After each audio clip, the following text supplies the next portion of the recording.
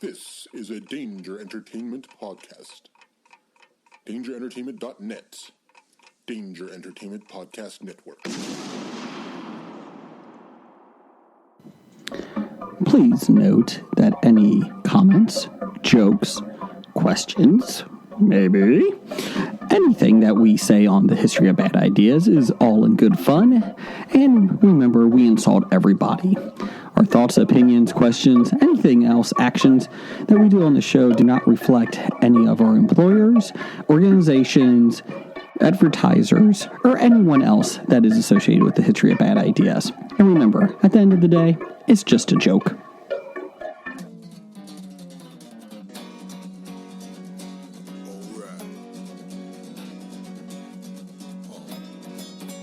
It's about comic books and movies, growing up with Rokusuki. Superman before Zack Snyder ruined him. Michael Keaton was the best Batman, Rob Christian Bale was just deadpan. No one remembers the other ones. Princess Leia in bikinis and Transformer Lamborghinis. Please don't let Shia LaBeouf ever act again. Please, God, no. Remembering Tales from the Crypt, back when Michael Bay wrote good scripts. He wrote the script. All right here is no mystery, 'cause it's the history of bad. It's bad. It's the history of bad. So bad. It's the history of bad ideas. It's the history of bad. It's bad. It's the history of bad. So bad. It's the history of bad ideas. Podcast. Welcome to the History of Bad Ideas, episode number 322. I'm Jason. I'm Jeff. Blake. Hey! It's old school this week. Just a tree of us. Just the three of us. You can make it if you try. Just the three of us. You and I. Yeah, it's a throuple. Throuple. That's what it's called. When it's a three-person relationship. Usually intimate, but Would it be thruple? throuple. Maybe that's it. Yeah, I was thinking thruple. A throuple. It's thrice as much fun. It was on House Hunters this past week. Did you know that? Well, now I did. 2 weeks ago, I guess it was Throuple Appreciation Week, and Thruple. that really is a thing. And Why wouldn't it be? no, because it's another day just to celebrate something. Sounds like a word game. Thruple? Let's play some thruple. Throuple. It does kind of sound like it. Oh, Throuple. Who's gonna play thruple? I'm bad at thruple. Anyways, if you had Throuple in the Hobie bingo sheet, you just probably won. If Let's you had thruple in the Hobie bingo sheet, you probably cheated. That's true. But anyways, they had two women and a man looking for a house, and Isn't that called a threesome? well, they're all in a relationship. Uh-huh. A threesome is the sexual act. A thruple is when they are in a Non-amorous? Loving a relationship. polyamorous relationship. Okay. So see. the two women and the guy, and could you imagine that trying to make two women happy, two wives happy? I have trouble with one. That's why you have them in separate bedrooms. Nope, they're all in the same bedroom. What? Yep. So Is he in a separate bedroom? Because Nope. I think I would just... I need my sleep. Now, hold on a sec. Yeah. I need my sleep. Is there a Monday, Wednesday, Friday, and then a Tuesday, Thursday, Saturday? I don't think and so. And then Sunday you get to be by yourself because you need recuperation time? I don't think so. This isn't Mormonism and their... It could be. what do you call it? This is... They're all three connected. It's not him with her and then with her, blah, blah. It's all three. Her and her are And her as and equal her. partners as him and her and him and her. All right, I'll swap Sunday for Thursday because that starts with a TH. We can make that the throuple night. Stands for trouble. Anyways, moving on.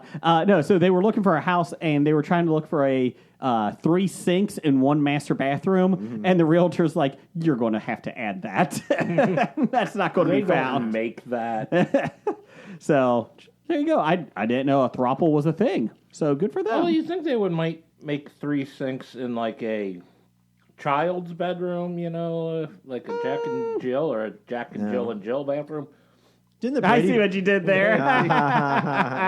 Didn't the Brady Bunch only have one bathroom in between all 6 of the kids? Yep. In one sink. One sink, no toilet. Throppel was Well, you couldn't see it on screen. Well, it It was wasn't in believed their to be there. bathroom. It was believed to be there, right? No, They had to go use Alice's. there was no toilet anywhere in the house. the H. They had an outhouse, I think, maybe. Throppel was spelled Throuple. So it rhymes with couple. Yep. And there's trouble in there. The title of the House Hunters episode is Three's Not a Crowd in Colorado Springs. Ooh. So there's a Troubl. It's Brian, Lori, and Jelly. Jelly. Geli. We're searching for their dream home, which it would also share with Brian and Lori's 2 children. Lori and Brian were married in 2002 and then later met Jelly at a bar. They had a commitment ceremony in Aruba. Aruba, Jamaica. Ooh, I want to lay you. As with any House Hunters episode, all 3 had very specific ones. Jelly. It's Jelly, right? Geli? Gelly? Gelly. Gelly? I think it's Gelly. Okay, well, I'm going Jelly until she comes on the show. She wanted a white kitchen, But you know what? I call it GIF. So Gelly. She wanted a white kitchen and 3-car garage. Lori hoped for a fireplace. That's it. Brian you was want. practical. He just wanted sanity. No, he was looking for good views and space for the kids to spread out. And everyone wanted a master bath that can accommodate 3 sinks. So there you go. Here's an idea. Take turns using a sink. You know, all 3 of you have to use a sink at the exact same time. Yeah, exactly. I got 2 sinks in my master bathroom, and we only use one at a time. I have 2. That's it. I have 2 sinks in my master bathroom too, and And usually when I'm in there, I'm yelled at to get out. I'm usually see. Get out! We have a private bath, a toilet area. Yeah. But no, we have 2 sinks. You are a But private toilet area. it's actually pretty funny. I don't know why that made me laugh. Thanks, Jeff.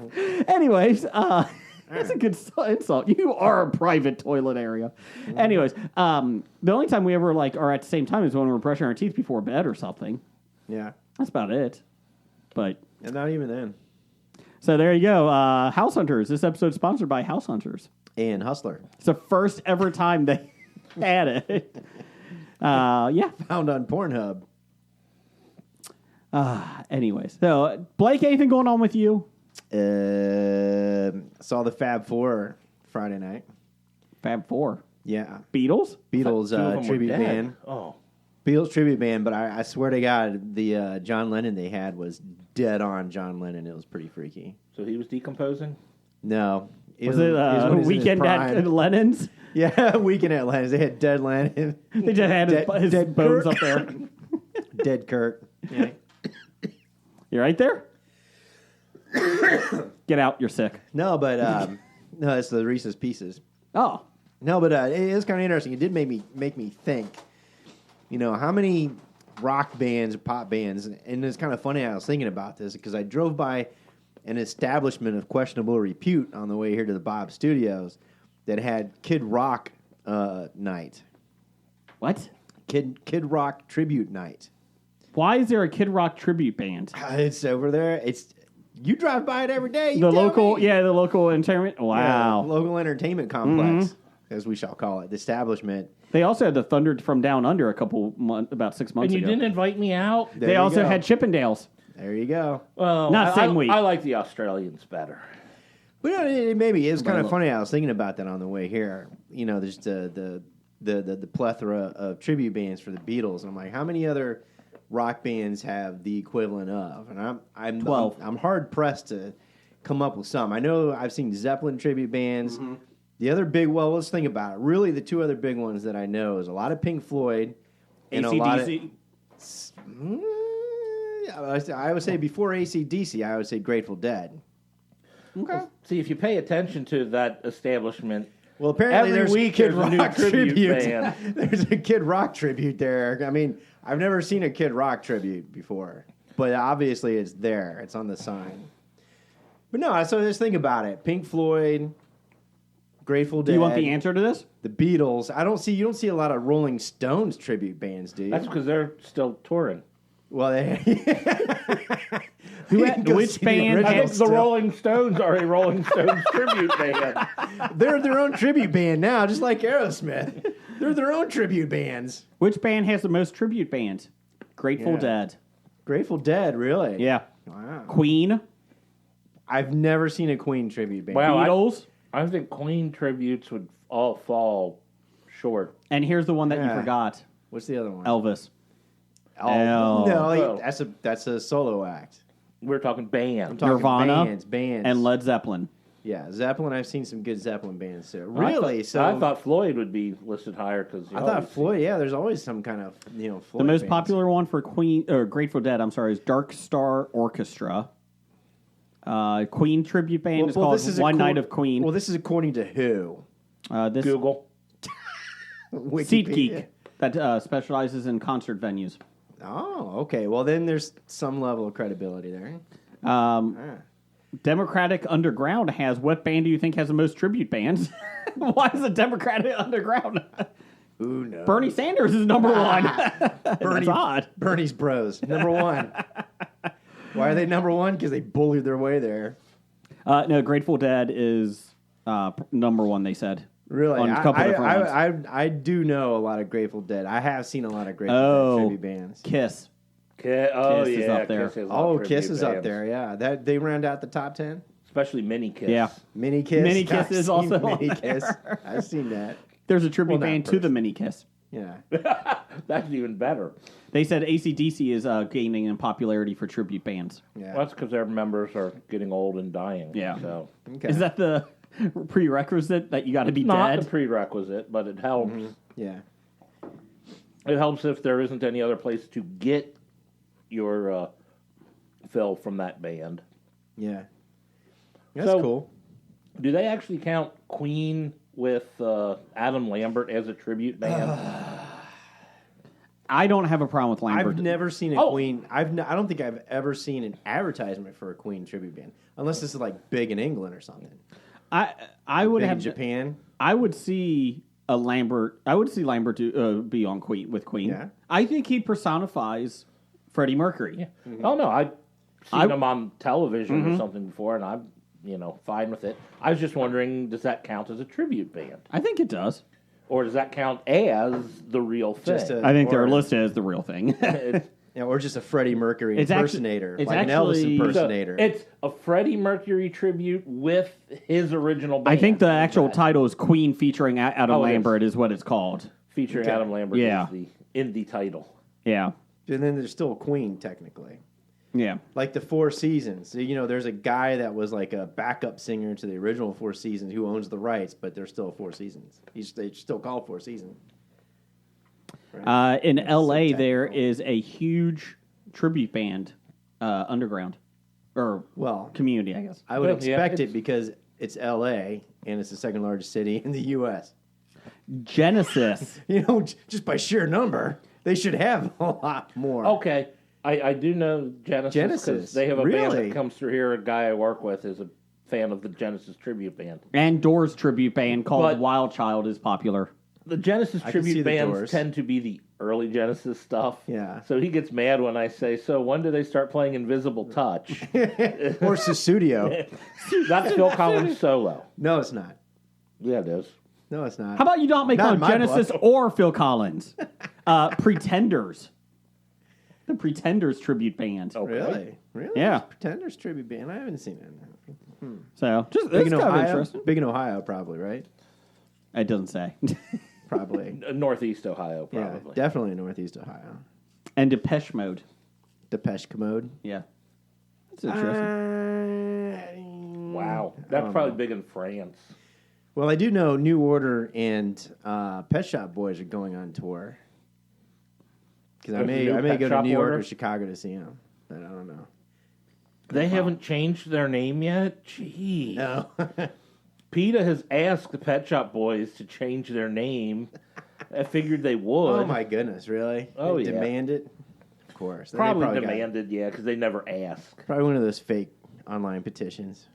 They said in popular. There's an article from LA Weekly. Yeah. They said mid 2000s is the peak time for tribute bands, and they said now it's kind of not on the downswing, but not as popular. It's more a weekend bands that will do it. Yeah, I could see the millennials going to DJ tribute DJs. Oh, that would be interesting. Those, yeah, like tribute Khalid's. I would have to know that a guy. DJ to tell you. who the DJ tribute is. Khaled! I don't go down on my whim because I'm a king. No, you're a fucking idiot. And another one. Fuck him. And another one. Fuck him. And another one. Anyways, moving on. Did you see the tribute DJs? How low has our society come? How low has our society come? Oh, God. DJ in the house. Who's the guy? The mouse guy. Dead Mouse? Yeah. Danger Mouse. Or Danger Dead Mouse. Mouse. No, not Danger Mouse. DJ Danger Mouse. Mouse. There is a DJ Danger Mouse. Really? Yeah, he's half of Gnarls Barkley. Oh, okay. And there is a Danger Mouse cartoon. Not to be confused. He named himself after DJ the Minnie cartoon. Mouse in the house. Yeah, DJ Danger Mouse got famous when he mixed the Beatles' White Album and Jay-Z's Black Album and created the Gray Album. Yeah. DJ Mighty Mouse. We can do this all day long. DJ Mickey Mouse. Nope. Disney should cease and desist on that. DJ Jerry. And another one. Give me another mouse. Damn it. All I want is the opportunity. DJ Rescuers. Down Under. That's the original. I know. I thought you were going to Rangers. at first. Watership Down. I was about to say those are chipmunks, but Oh, shit. DJ Monterey Jacks.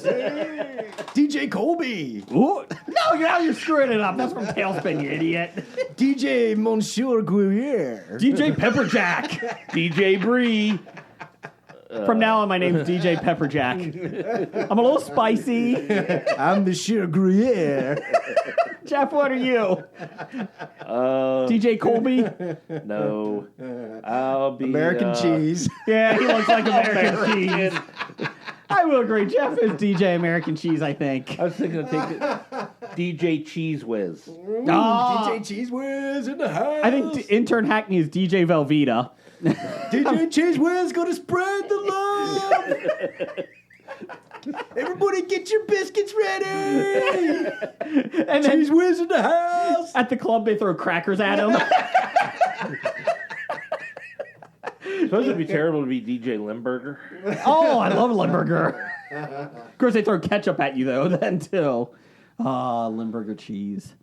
What's Jim, Stinky then? Cheese. Oh, he could be Limburger for all I care. DJ Soft Cheese? Head Cheese? DJ Head Cheese. Oh, God. That's not even cheese. DJ Pickle Loaf. Okay, for the next 2 hours, we're just going to talk DJ names. Scream DJ names for the next 2 hours, people.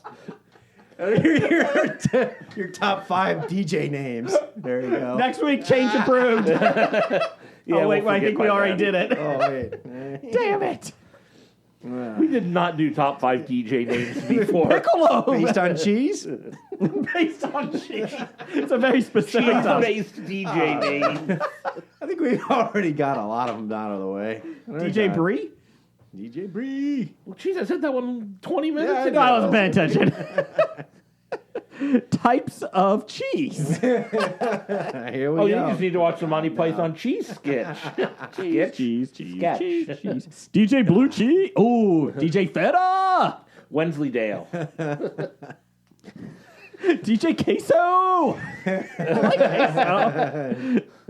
No, it's called Dejote Queso. Dejote Queso! Thanks for staying with us. And if you're still around, Email us at or tweet us at Bad Ideas Podcast and tell us why. I almost think it's exciting as talking about socks and laundry. Oh, we had people respond to that. I have not received bad input from Laundry Talk. We have not. Everyone loved Laundry Laundry Talk. Matter of fact, everyone said it's better than talking XFL. Hey. Well, they did. I watched XFL this weekend. I watched about I turned it on 8 for minutes. I turned it on for 5 minutes just so I could see the kickoff. It's fun. I like the Kickoff kickoff. is interesting and different. I do like the kickoff. My Other than that, I was like, all right, I was I'm out. curious as It's to, minor league football. Do they not have pass interference? They do. Do they not call pass interference? The I mean, is it like real hard to be It's not get as it. easy. It's not as called as much as the Because NFL. I think just like running over a guy so he can't catch the ball should be pass interference. And I'm like, I don't know the rules of this league. The but one play this week, the receiver was going down the line. He went to jump and he couldn't. It was overthrow, and the other team, the linebacker or safety, I'm sorry, literally elbowed the guy into next week. Like he ended up on Tuesday, today, and then they called the flag. But if you said it was uncatchable, then there shouldn't have been. It was, a fine. I guess, enough. I think it was a. Or just dirty. I think it was a dirty play, but it was pretty funny. Like you saw it, and I was like, "Ooh!" But my 10-year-old has really enjoyed it. He likes it a lot. Oh, I saw a replay. I'm not a replay, but a Challenge? replay review. Yeah, And you know what? I would really love the NFL to make that a transparent process. it is a great Because you can there's see, a you lot. can see what they're looking at. You understand you learn about the rules as they're looking at it. You know, and it gives a great explanation as to, oh, okay, now I understand. Otherwise, they just come out with this bullshit, and people are And like, they're "What quick. the fuck, man?" It's quick. Yeah. You don't have a fucking referee going under a fucking hood to look for this. Well, that's been my biggest complaint about the NFL. No, They I'd should just rather- have a replay ref that just looks at it, and the guy stands on the field, and then And gives he the looks at recall. every play just to make sure, Yeah. like, catches and that. But I'd rather have the replay officials be the ones that explain things than some of the people the NFL hire as commentators. Because they're Or- wrong half the Oh, time. more than half, I think. Yeah, I'm like, oh, are you kidding me? He was like, oh yeah, that was definitely wrong. And then they're like, play overturned. I'm like, what? Well, he has 2 knees and an elbow down. Then he fumbled it. So this is not a fumble. On review, it's a fumble. What? Yeah, exactly. Well, That's weird. the ones that they're here going through and trying to find out, all right, he's making the turn, he's blah, blah, this, blah, blah, that, blah, blah. And They're it's giving like, a thought process. And then they're verbalizing their thought well, process. this was, too. yeah, but on NFL, Yeah. like, the guys are slow motion okay. watching this thing and saying, well, we got to figure out, what does he get his foot down here? Does he blah, blah, blah? And then meanwhile, they come out and say, he didn't catch the ball. And then they show a little bit farther and say, oh, yeah, the ball hit the ground. We spent 2 minutes analyzing whether his foot stepped out of bounds, and I agree. he never even had control of the ball. I agree. I like that. Is there any? Do they have a concussion protocol in the XFL? Yeah, they Or do. They're just like, it's minor league. You're screwed, pal. They just let them droll. you sign this waiver. You're getting paid $55,000 a year. Get in there. Sign this waiver. Go. How many fingers I got? 7. That sounds good. Go. How many fingers I holding up? W. You're good. Well, he's not wrong. Let's see here. I'm Batman. I started watching. I'm halfway through the Amazon series Hunters, about the Nazi hunters. Well, now I have seen the previews for it, and there have been movies about the Jewish Nazi hunters post World War II. Is this fictional or is this? Okay, so Or is this like this the Pacino Trump? one? Yeah. Is this Trump influenced? no. So the guy that wrote it and created it, Well, who was Trump influenced? The Nazis would be the heroes, right? out the door, down the hall. Anyways, Because it looks like it takes place in the 60s. 70s. Okay, 70s. 77, I think. All right. So the guy that created it, his grandmother was in the concentration camps, Okay. and she would tell these stories to him as a kid.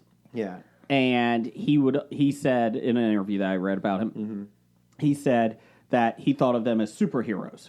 These guys that would eventually, survive, the concentration camps, get out, and then she would talk about how these guys would go hunt them. Yeah.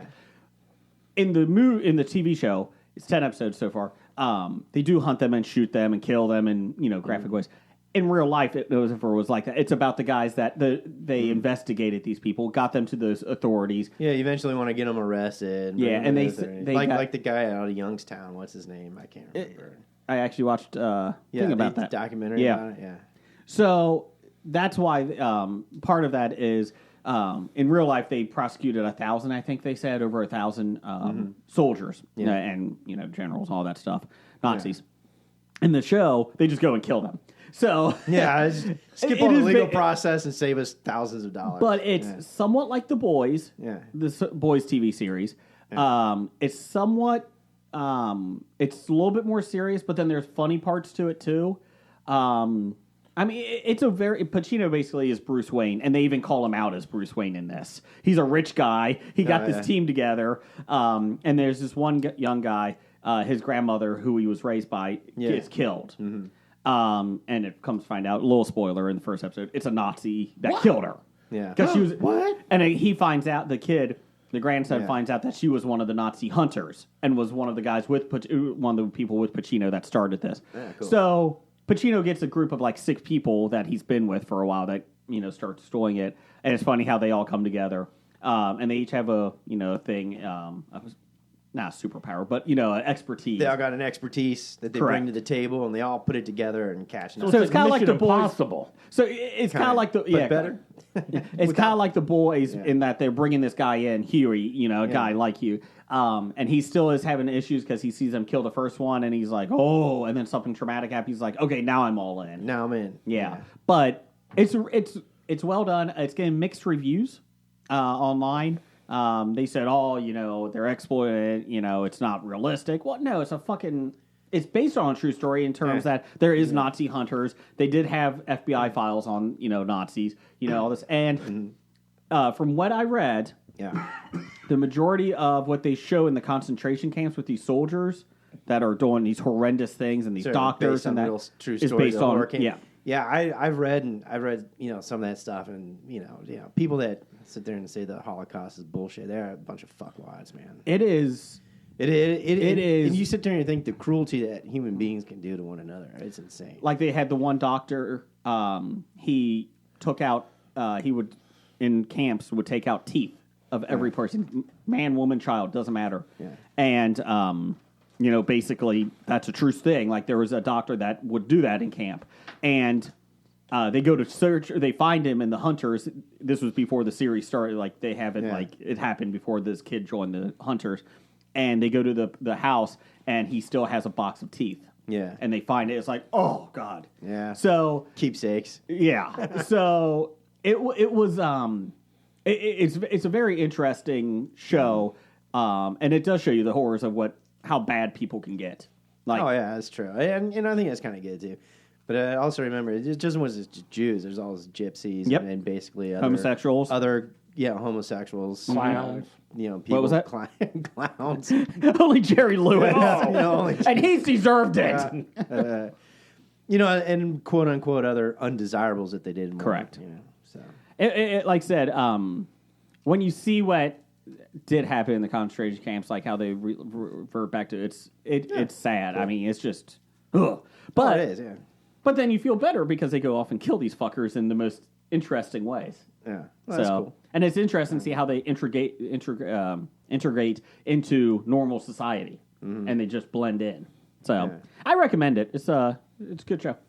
So I'm up to episode 3 of Lock and Key. It's better than I thought it was going to be. Like after the first 2 episodes, third episode's a little bit better. It's a little bit different twist, so it's not bad. Did you guys get into The Witcher yet? No, not yet. No. I'm still at first episode. I was almost inspired to play the game. But I can't do third person point of view in games. I have a very difficult time. Really? Yeah. Oh. Especially if you're solo. Yeah, I have to have first person view. That's why I love the Fallout and the Skyrim so much. Did you see they were making a Fallout movie?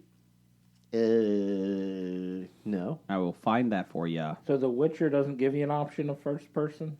No, but if you have a computer or something, maybe there are like mods that you can get, but it's not. Well, from what I researched myself, it's not completely good. I mean, a lot of people say it hinders a lot of the gameplay because you're so used to being able to get that third person point of view and with crowds and people behind you and stuff. I'm like, well, first person would be a little bit more realistic because you can't see what's going on behind you. Maybe it wasn't. You're not up in the air looking at the back of your head in real life. Maybe I got mirrors that hang on my peripheral all the time.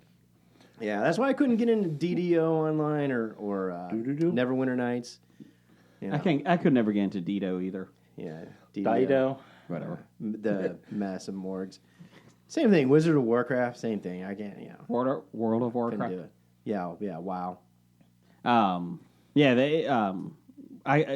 They still have about 10 million subscribers. That's incredible. It still goes. They said the peak was 14 million, Wow. They only lost 4 million? Yeah, they said they fluctuate between 8 to 10. That's a lot of people. And they said that they keep going more and more expansion packs and that, which is smart. But yeah, they said they have anywhere between 8 to 10 million now. So, but yeah, and that's $30 a month, I think, or something like that. Ooh, yeah, no, that's probably why I never got into it. $30 a month? I mean, maybe $30 a year. I would consider. Yeah, exactly. Let me see. I'll check that too. Suck me in for Where's the intern? $5.99 We a need month. him. Suck me in for $5.99 a month, and I might consider it. Oh, and give me a first-person view. But it was kind of interesting. So it's like, I need my video game fix. There's nothing out there at the moment. I'm actually probably going to go back and download Fallout 3 for my PS4 and go back and start from the very beginning and do things differently or whatever. I don't know. World of Warcraft is $15 now a month. 15 a month. Still too much. 3 times more than it should be. Yeah. So, I did see the cartoon, the animated film, Addams Family. Okay. It was a lot better than I thought. I was But pleasantly you hate surprised. the Addams Family. Yeah, I know. Okay, so we watched the Addams Family. We rented it. And my kids and I, it was a little bit more adult humor than I was expecting, so that was good. Who voices Wednesday? I don't remember. But it did have a nice message of you are, be who you are. Don't be don't be ashamed of yourself. And with kids watching, is a good message. I like that. Yeah. It was enjoyable though. I watched it. I was like, I could if my kids watch that again, I'm okay watching that as opposed to other animated films, like the Three Calaveras or whatever that is, that Disney awful film. But yeah, so that was okay. And then the best part is the next day, Saturday morning, Clarettes did Wednesday. The next morning, I was watching. My son was watching TV and was flipping through, and we ended up watching the Munsters on Cozy channel. So Munster is still much better than Addams Family. Okay, they paid Snoop Dogg to be the voice of It. He was the voice of It. Apparently. My daughter really loved the character of It, but he was only in it for like 5 minutes. And could you understand a word No. he said? Yeah, I'm like, well, why are you paying someone famous to do that? Just to go. Yeah. And they misspelled his name. They only spelled it with one T. Yeah, it's supposed to be 2. It's supposed to be, but they only spelled it with 1 on Huh. IMDb. And Uncle Fester wasn't annoying in it, so that was nice. Yeah. So no Christina Ricci. No. What did you see, Blake? It's the same old TV shows. You saw an independent film? No. I thought you did. I did. Oh, yeah, I did. What was it? I don't know. I will get it for you. It was The Headhunter. How was Yeah, that? that's what it was. Yeah, it was The Headhunter. Low budget. It's about an hour. That's it? Is it yeah. a movie? Yeah, it's an hour independent film. It's Oh. like it's more like a 2018. short film, and it's a horror graphic movie. Oh, it's not someone trying to find you a job. No. It's actually it's kind of That is interesting. scary to listen to. I this. didn't realize it was a horror movie. I saw It's The a- Headhunter. I thought it He's was a going to monster. be- He's a medieval. He's a fantasy. He's like a medieval monster hunter, and he makes his own little healing potions and stuff, which comes into play later. And what he does is, the main. He's an outcast who lost his daughter to a beast, so he's been waiting for this beast to come around eventually. To give him a job. So to go kill him because he'll get the castle will give like a horn call, and he goes and you find out how their message system works, and basically he gets like these contracts to go kill this beast here in this location. So it works out. So he comes back, and it is kind of cool. And then the beast finally does come back that killed his daughter, and it is low budget. It would have been kind of but funny if he waited the whole movie and he never came back. Well, no, the end. That's right. Life is unfulfilling. No, See ya. So it is low budget, but the cinematography is really cool. They do a lot of good visuals with it. Now, because it's low budget, there's not a lot of special effects. Mm-hmm. So, like the actual monster itself and everything, doing a low budget, they use a lot of dark, a lot of shadow, movements and things. And I found it pretty interesting. I really liked it. And I was like, you know what? The best part about these is not being completely graphic monster fight or whatever, because you leave more to your imagination, which can be a lot scarier. But it is pretty cool on how it eventually ends. And I don't want to give it away because it's only an hour. Go watch it. $30,000 budget. Yeah, $30,000 budget. Where can one find this? I think I watched it on Amazon. Amazon. Okay. So here's the funny thing. So just a couple, I won't do the whole reviews. On Amazon, Thomas... I've read the reviews after I watched it because I didn't know what it was. Because I'll just click play on this. And what is it? Oh, And this is good. Some of the reviews are actually entertaining themselves. Thomaset, Thomaset, 7 out of 10. A new standard for low-budget movies. Story and character is paper thin, but that's kind of the point. What? It's not about the action, but the main character and his journey. Yeah, this is pretty cool. So then, this is the best one. Talk about passive-aggressive reviews. Here we go. Oh, yeah. There's some really nasty ones. It's Jerenie Monin. Jeremy Monin. 8 out of 10. Don't read the reviews, just see it for yourself. Gotta love these IMDb reviews from people who know nothing and rate every Marvel movie 10 out of 10. Quote, no monster fight, so I give it a 1 out of 10. Unquote. You can't expect stuff like that from a low-budget film like this. This film was unique. It had cool landscapes, great cinematography, and ending I wasn't expecting.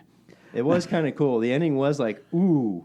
Yeah, I liked it. I just like that he was like, just because you like Marvel movies. Yeah. Calm down, buddy. Calm down. There are reviews in there as like, oh my god, this is the most boring film ever. How did this win an independent film award nomination? This sucks. And that was the extent of the review. I mean, nothing, constructive or critique is like, oh, this movie sucked. Well, okay. Yeah, they need someone to edit out the reviews. No thrills. Lame monster. Lame ending. Yeah, That's L. Dustin. And I disagree with it because I thought it was pretty neat. And they actually do like a first person when he's trying to stalk the creature and he's a little fucked up. His torch goes out, or you're getting his first person point of view through the two eye holes in his helmet. And I'm like, take the fucking helmet off, man! I can't see. And then he gets hit in the back of the head. Ops 52535. Not so much Vikings, even though he has a beard. What? When I went, because after I watched the movie, I went to IMDb.com to look this stuff up, and I was just like, well, this is It's a big bearded man with big hunches on his shoulders that reacts like a Manchurian candidate every time the horn is blown. Well, that's how they summon him to go kill. No, I know, beasts. but it's just that's the review. It's like, okay. But if you're looking for an action-packed, film combat battle thing, you're not going to get it. It's more of a mood. It's more kind of like a moody kind of piece. You know what I mean? And last one, Cashovina, 2 out of 10. If this was the best movie at Portland Film Festival, then that festival really sucked. Yeah, like I said, constructive critique. Yeah, another low-budget crap. It is, but if you look at the high scores on this, how dare you not have a look of $1 million film for $30,000? Independent, low budget, 1 hour and 10 minutes. I think is something like that. Another low-budget crap that I had to admit that they put more effort than what you can usually see in the other low-budget crap movies. So for low-budget crap, it's on the higher end. Yeah. But like I said, I think you have to have a knowledgeable expectation of what you're going to watch going into it. You're not going to get, high-tech wizardry, Marvel kind of stuff. I mean, this was literally like a 5-person crew, and it was kind of funny. I was reading the background. I was like, well, this is actually interesting. The set photos only show 4 people because the 5th guy was holding the camera. I was like, this is funny. They couldn't even afford a tripod? No, you know where they got their props for the movie? At one of those Halloween shops. That's what I would have guessed. That close up, that open up and close up after Halloween. That's where they got all their props. Halloween shops. And then, and the guy who worked the monster heads got a special credit because the monster heads were actually pretty cool. So they just took the stuff they got in the Halloween thing and boop, made it whatever. But the beast in the ending, I thought the ending was kind of cool. I was like, I knew I was going to wait for something because I'm like, it couldn't have been that. It was difficult, but I'm like, it couldn't have been that easy. And then all of a sudden, it's like plunk, and then you're like, oh shit. And then you see him and you're like, oh my God, that's so cool. I thought it was cool anyways. Yeah, independent films. Okay. The Headhunter. So I started watching the McDonald's documentary on the McDonald's Monopoly. Oh, the game. Monopoly Oh, scandal. how is that? It's not a good documentary. Oh. I'm like interested in it, but they're dragging it out. I'm like 3 episodes in. Oh my God! How many episodes is it? I don't know. Oh, I thought it was like an hour and a half movie. No, They're making an hour and a half movie with Ben Affleck Okay. directing. I saw Seriously, 3 I'm episodes. dead serious. The McDonald's Monopoly scandal? Yeah. No, I saw 3 episodes, and I thought maybe it was a 3-episode thing, but it didn't end yet. It ended on a cliffhanger, and like they take one part of it that might be like a minor thing and spend most of an episode talking about that, and you're like, oh, get on with it. I thought the whole Monopoly scandal was the company that McDonald's hired for validity actually rigged everything and set it up so that they all won the prizes. Is that right? Or what is it? That's not right, No. but we're not far enough in. They haven't even bought a Monopoly piece yet. He's still deciding on what to They're have still for breakfast. they're still negotiating the Parker Brothers rights to the Mr. Monocle. And the guy's still in the restaurant. I want hash brown. No. Maybe an apple pie? No, it was Some salty burgers? What do I have to order to get a game piece? the guy who was in charge of the security at the publicity firm that was putting it on for McDonald's. Oh yeah, okay. Was the guy who was taking the pieces, and he was like eventually got involved with some minor level mobster. okay. So he was selling the pieces he was taking to this mobster. How much was he selling them for? He was selling them for like $50,000 for $1 million ticket or something like Okay. that. And then the mobster then was picking out people to go redeem go redeem or whatever, and that. Yeah, And then they would saying take a cut. They'll take And, a cut. well, oh, okay, well- that's what it was. yeah, it's gotten to the point where like, okay, this mobster guy was an idiot. Usually what happens. Yeah, Hey, you have to stay small. You go big, you get caught. Well, I mean, You get too many people involved. Yeah. well, that was the problem was, and he was getting controlling. Oh, and you over can't people. get too greedy. That's the other thing. Oh yeah, because It always happens. that's right. Because the last episode they were talking to one of the winners. It was like a poor lady who was a friend of his wife's, and so like they brought her in and she's like, I made less money from this because he wanted money up front, had me take out a loan against my Reverse house. mortgage. So there's documentation all over the place. But she had to take out a mortgage on her house to get this, and then he was taking half of the yearly payouts before taxes. So she's getting like $50,000 a year. He's getting 25,000. The government's getting $15,000. She's getting $10,000 a year from winning this. But she still has another mortgage on her house. and she's going that to pay off the mortgage. And you don't even get a trip to Disneyland like Doug out of it. That's going to be new CEO Doug, okay, Oh, since new Bob CEO, Iger okay. stepped down. Yeah. But the problem, And that was just one episode. that was the most recent episode, but the First episode is, what are we going to do with the breakfast? Should we do breakfast all day? the first episode they start with the FBI, and they got the one guy who was like, "Oh, I'm the young brash FBI agent, and we're stuck in boring Jacksonville office where nothing happens but insurance fraud." And then my partner, who's like a very gruff, by the book type of guy, has this Post-it note about. Is it with actors or is it a Nope, they're talking to these people. Oh, okay, They okay. don't like have like some reenactments? reenactments Okay. and whatnot, but and he was No names changed to protect the innocent. but he was like and and he's all by the book and he's straightforward or whatever, and you won't get work. I mean, if you ask him to do this, he'll probably tell you no, and then said, "We asked him to do it." He said, No. "quote unquote, no." So, So you don't know how many episodes this is. I don't know how many it's going to be. It's on Netflix? It's on HBO. Oh, okay. Okay. And I'm getting HBO next month because of Westworld, so I'll check it out. That's right. I'd seen an advertisement for it because I'm still watching The Outsider, or Outsider. You are. Yeah, One. I am. But Is it good? Just long? it's long. They like stay on a certain point far too long when you no longer care about that point. I mean, the three, I suppose they're hour-long episodes. The 3 episodes I saw, they probably could have done in 1. Oh, that's good. So Peter Jackson directed this. Yeah. See, that's the thing. Like Netflix had the Aaron Hernandez documentary, Yeah. and that was 3 episodes, and it was quick, like really well done, quick. Have a good day. And I'm like, okay, that's fine. You know, I can do that. I mean, I think part of it is like, they're talking to the family members of some of these guys, and some of these people, I think, are using this for their, ego trip that, oh, look, I'm now in a documentary.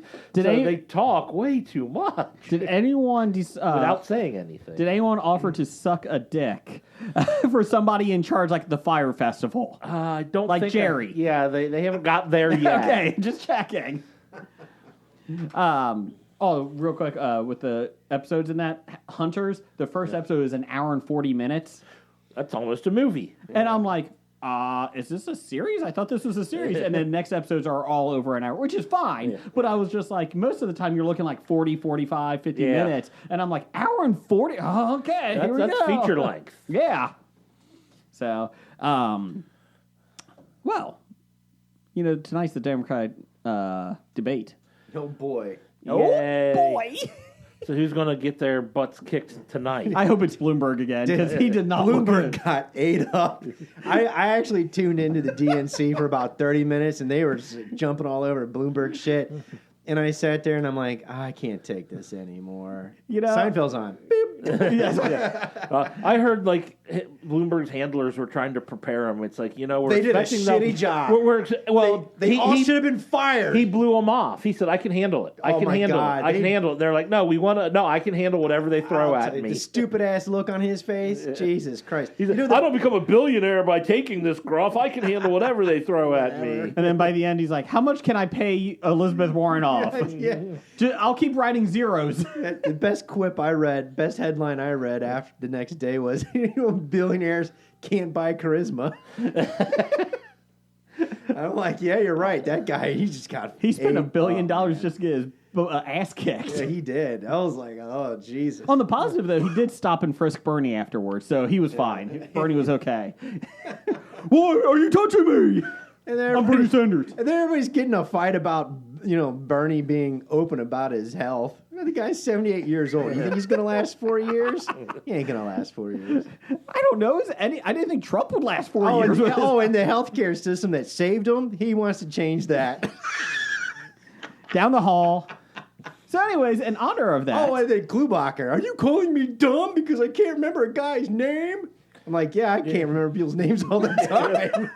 I'm like, you're going to be making foreign policy. You don't know who the name of the Mexican president is. I'm like, how many people know who the name of the Mexican president is in that room? 2%. Raise your hands. The people who should be making foreign policy should know, but then again, I mean, do you think the current president knows the name of the Mexican president? And then she looks down, reads her thing like, and I would like to say hola to El Presidente Miguel Javier Lopez. We are good friends, Miguel.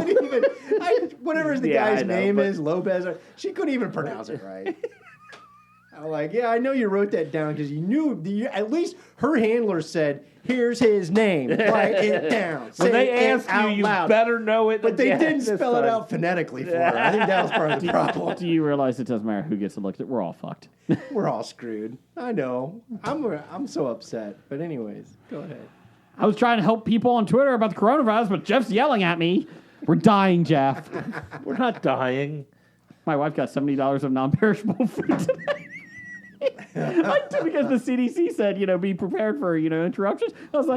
She's like, I was like, you need to go get some food. And Hey. I was like, I'll do it when you get home because she had to run an errand. She's like, I'm out. I'll just do it. What do you want? If you want that, Pop-Tarts. if you want that iPhone upgrade, you better go get it now. So the funny thing is, this isn't about the coronavirus, but Jeff, you know my wife, she's a saint. And so she ran into the school secretary that she's friends with, my son's school secretary at the grocery store. And she's like, "Oh, you're out grocery shopping too?" And she's like, my wife goes, "Let me explain this to you. You're here. I have no one else to vent to because let me husband explain. doesn't understand me. My husband is asking me if I can get non-perishable foods because of the coronavirus." She's like, "Oh, well, if it makes him sleep better at night," she's like, "I wouldn't be here otherwise." But if the coronavirus hits tomorrow and we don't have like Pop-Tarts, how are we going to survive? After quarantine for 2 weeks, you're fucked. Hasn't the regular influenza strain this month or this year? It winter doesn't killed have more as big people? of a morality rate. The 2% morality rate. Morality rate? I didn't realize they judge viruses based on their morality. This flu virus is discriminatory, it's predatory, and it's completely ambulatory. Mortality rate. Flu virus is 0.016%. But how many people have been infected? Or 0.016. How many people have been infected by the Of flu? what? The regular flu. In America, I think they said 40 million. 40 million? Okay. What's They said 0.1% of 40 million? They said between 16 more and 40, deaths than 16 and 40,000 will die. More deaths than the coronavirus. How many Americans died So from far. the coronavirus? 0. Okay, thank you. It hasn't hit our shores yet, really, though. It hasn't. Anyway, swim. so fuck you Or at all. least I'm we- done. I don't care. So It's anyways, going to be in your iPhones and Samsungs. I'm just saying, if you get quarantined, how the fuck are you going to get food? So that's why I got non-perishable foods, and I'm going to keep picking it up every grocery trip. I'm coming here. No! That's it. If we're quarantined, I know where the food is. I'm coming to podcast in quarantine. We have a 2-week-long podcast. Well, I guess we don't have to record any shows for the next So you year. don't automatically have 2 weeks worth of food supply in your house anyway? do. Okay. But- Now you got an 8-week supply. No, because it was only $70. I'm still getting more. Hey, I know Viggo Mortensen in the beginning of the road. The shit hits the fan. You better fill up all your water that you can. Get all got the bo- water you can. We got bottled water. That's right. Fill up your tubs. Fill up your sinks. But I just thought it was funny that my wife was venting. Buckets. Yeah. fucking My husband. fucking husband. But seriously, I remember back in the heavy windstorms a few years ago in Cincinnati where people's electricity were out for Yep. days. Yep. I've really been contemplating getting like one of those survivalist, like 7-day kits. I wanted to. I probably should get around to looking at that again. See, what you do is you live in the grid that they go to first. Yeah. Because when that happened, ours was out for a half hour. Yeah, it was. It was great. It's true. And you know what? I purposely don't keep ammunition in my house. Maybe that'll change too. I'm saying. Your wife doesn't listen, right? Because she might not want your ammunition. No, but she has people who. Oh, listen. she doesn't want his ammunition. She doesn't trust me. listen, but she has people who'd report to her who listen. Anyways, I'm just saying, be prepared. Yeah, I Be know. prepared. So, anyways, honor of Super Tuesday, favorite fictional presidents. You left one off the list, Jason. He left a lot off the list. He only gave us 4. I know. I took would've- the top 4 most popular ones online. according According to to who? I don't know. Jed Bartlett from West Wing. Hold on, Blake. Thomas Whitmore from Independence Day. Dave Kovac from Dave. Very underappreciated movie. Great movie. And Dave wasn't a president, but great movie. he played one on TV. And Beck from Deep Impact. Morgan Freeman. Go ahead, Blake. Who do we leave off? You should have put in there Dwayne, Elizondo, Mountain Dew, Herbert Camacho. Idiocracy. Yes. Yes, we got that ass. So, What about Andrew Shepard from the American President? we're getting to it here. Oh, hey, In last place with 16% of the vote, Beck from Deep Impact. Beck from Beck. Dave was leading. He had 2 turntables and a microphone. That's where it's at. DJ Beck! I was waiting. Dave from Dave got 26% of the vote, which was ridiculous because he was winning by a decent amount. And then all you West Wing and Independence Day fans started coming in. And tied at 29% each was Jed Bartlett and Thomas Whitmore. So there you go. Let's see I here. couldn't vote for any of them. Independence Day was on this past weekend. Brian Auer The only And one that I And I saw where Will Smith like punches the alien. He's like, yeah, fuck it, whatever. Welcome And to I'm like, Welcome to Earth. Yeah, welcome to Earth. And then I was like, change the channel. It's actually welcome to Nerf. That Nerf paid for the sponsorship right there. Okay. See, didn't like that. Never saw West Wing or Armageddon. So Dave is the only one that I could vote for, but Dave Me and wasn't the Penn State. president. I've seen snippets of West Wing, and it made me kind of Whatever. puke. So I changed the channel. Brian Owl said, "Hey, let's see here. No American president? Question, you know? Yeah. Anarchy! What about Air Force One? I mean, he single-handedly beat up the Matt terrorists. W6767 says Air Force One. There we Force go. One. A couple assholes decide to put Will Cooper from Pixels, played by Kevin James. We did get some Dwayne Elizondo Mountain Dew Herbert Yes, that's Camacho. right. We did get a couple of those too. Shit. So there you go. This shit fucked up. Got electrolytes. Yeah, Blake, let's do some listener feedback here. Listener What we got? feedback. Bam! Listener feedback. Brought to you by Rob McElhenney, otherwise known as Mac from It's Always Sunny in Philadelphia, who lost his balls. What? Mac lost his balls or Rob lost his balls? Rob, the Oh. real Mac, Why? lost his no. balls. Did he have a? He gave an interview where he apologized for the fact that they had episodes in the past 13 plus seasons that may have offended people. And I'm like, dude, your episodes are about social political commentary. You know why? Because You're he has the a show on Apple anti-Friends. now. He has a show on Apple. Really? So, yeah. so he's out PRing it in front of everybody that's going to start bringing up, Yep. you used the R word. Okay, I got it. Yep. Yeah. Now I understand. Oh my God! You're showing the worst possible people in civilization, Yes. and how bad they are. Yes. Yet you showed how bad they were. Yes. I kind of like lost a little bit of respect there for Mac. If you're going to own it, own it. I mean, yeah, own it. Say, yeah, we did it. I'm socio-political, and these characters are horrible people. That's why it's always nice to see Trey Parker and Matt Stone. yeah, Yeah. how they're like, no, this is our show. Did We're you making see- fun of the did you idiots see of a this couple world. Of weeks ago, we didn't talk about it. You see a couple of weeks ago where they took a load of shit. Some lady that South Park? talked about some professor or writer or somebody talked about. You know, this satirization from South Park, this is the reason why we have the problems today. And everybody's like, what the fuck are you talking about? It actually highlights the problems and brings Yeah. to the forefront. You know, it's not the causing the problems; it's exposing and problems. exposing the problems and the problems with the problems and the people that have the problems with the problems and et cetera. Are we back to blaming cartoons or comic books I or guess. All right. Oh my Well, god! anyway. see, the problem is it was Jonathan Swift was writing that we should eat children. That's right. so terrible, I and we can't have this in today's society. Jonathan Swift from Home Improvement. No, Jonathan Swift. Oh, in that's classic Taylor English Thomas, I'm sorry. Literature, man. But yeah, I know what you're talking about. Eat the children, you know, or in. But anyways, yeah. Anyway, so he's PRing it out in front. I see. Okay. See, and yeah, I thought Vice. Yeah, have you ever watched? Because Vice plays It's Always Sunny in Philadelphia, and they also have shows about people going around the world smoking dope everywhere, and like, oh, we're cutting edge, and we tell you the news from this perspective, and we got drugs, we got shows about drugs, and we're ultra liberal, and then they put It's Always Sunny in Philadelphia, and they bleep out the R word. I'm like, bullshit. You're not liberal, you're leftist. All right, anyways, I like liberals. All right, from Doug. Number one fan. Future president of? Disney. Why are all animals in the new Call of the Wild only CGI and not real? This shocked me. I didn't know that even the dog. Yeah. That's not even a real dog. That's what he said. The When entire time. When I saw the previews in the cinema, I knew right away that dog was fake. And the first thing I did is I it turned talked? to everybody and was like, that's a fake dog.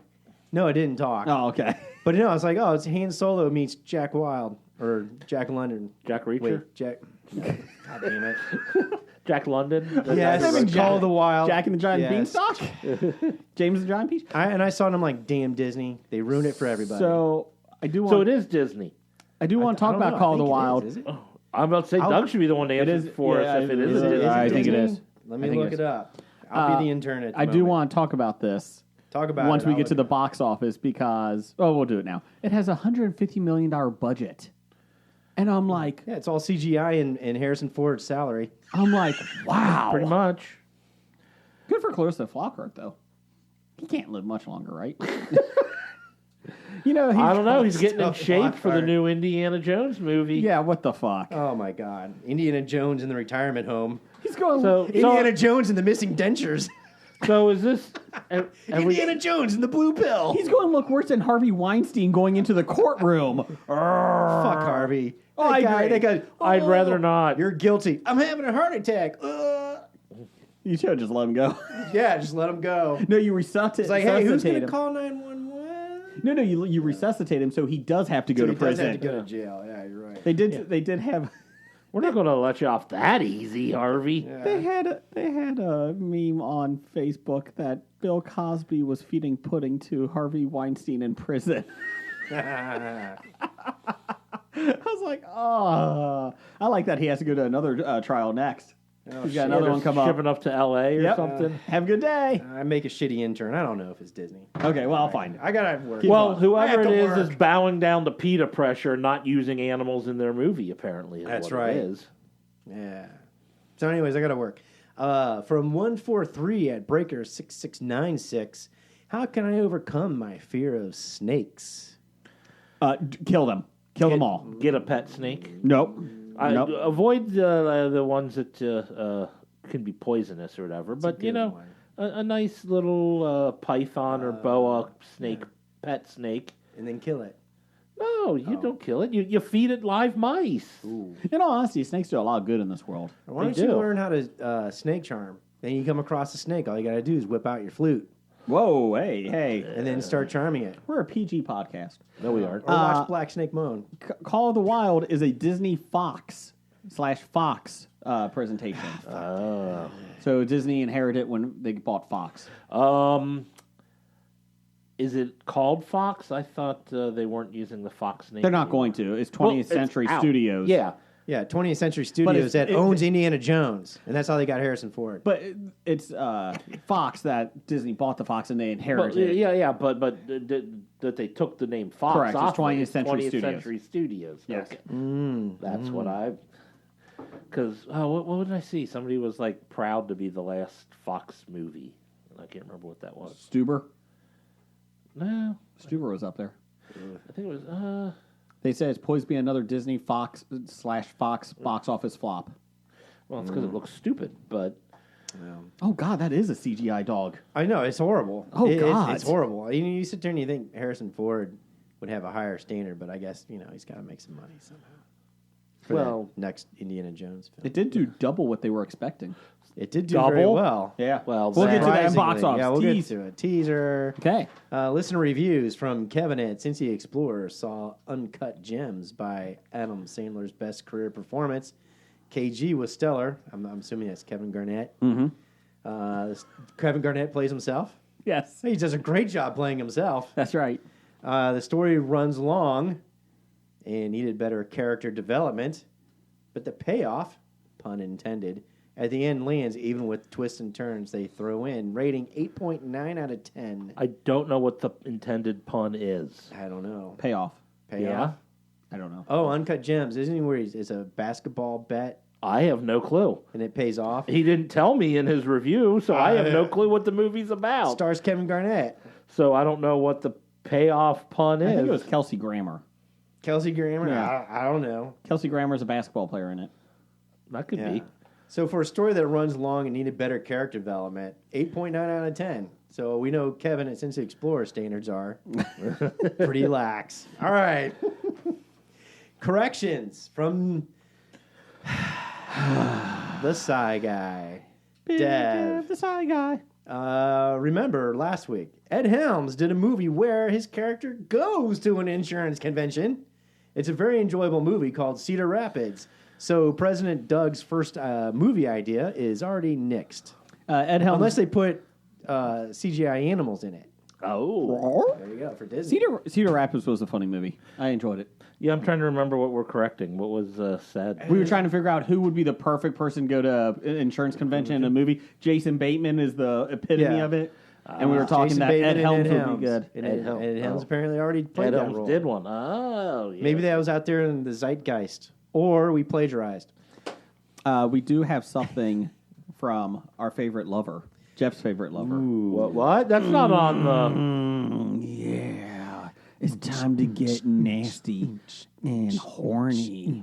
God, I think I want you to find terrible music if that's how you're going to be. It's time for the horizontal mambo. Yeah. What's to know? Okay, like DJ Khaled. Like this bit isn't awkward enough. You have to speak during it. Oh yeah, DJ Albright in the house and in you. When we had more IOUs for production money, we did use free internet porn music movie. We did Yeah, last week. that was better than what. But now, since what I we're out just of heard. IOUs in our Don't budget, tell people that. Oh. we have to do we have to submit we have to do it ourselves. All right. So, anyways, give me the background. Well, music, I've always Jason. done it myself. Jeffer, did you wear? He said background, not That- upfront music. Yeah. Notice Jeff said background music. Nick Albright says, well, did you wear that Cupid outfit on Valentine's Day? Hashtag, I'd like to poke you with my arrow. Hashtag arrow as in penis. That is hashtag it is supple. DJ, won't you go here? Free internet music. If by Cupid outfit he means diaper, I did not. I wore nothing on Valentine's Day. Oh, baby. Free internet. There you go, music. fans. He wore nothing. Free internet music.com. All right. Hold on, let me hit stop. Thank you. From the Pulp Culture Cafe podcast, what book, not comic, that you read in your childhood would like to bring to the small screen? Not a movie, but a 3-season series. Ooh. 3-season series, not a 3-movie series. 'Cause I would say Hobbit or Lord of the I was going Rings. to say Fahrenheit 451. I know You HP read that in childhood? Man. junior high.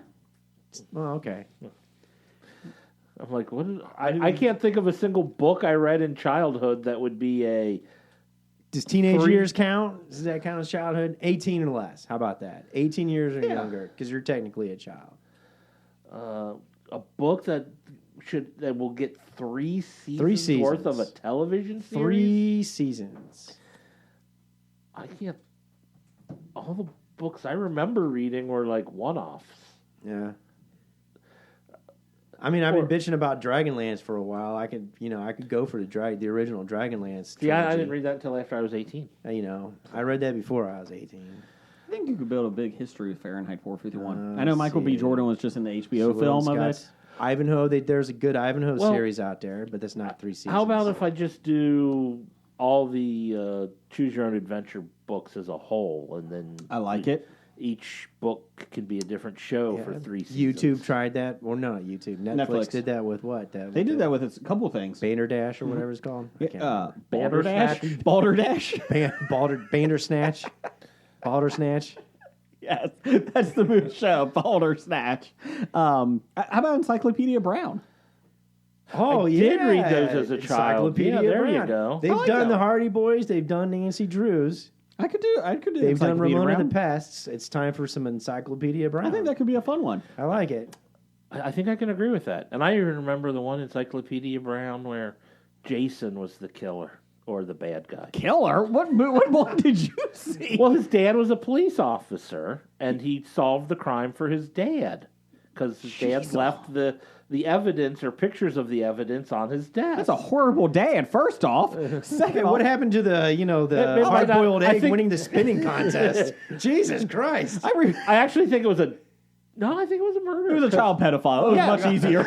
It was a murder because there was a dead person, and He did break the case of the creepy guy in the van driving around called Shazam. Are you sure that wasn't part of Mindhunter? I mean, Jesus.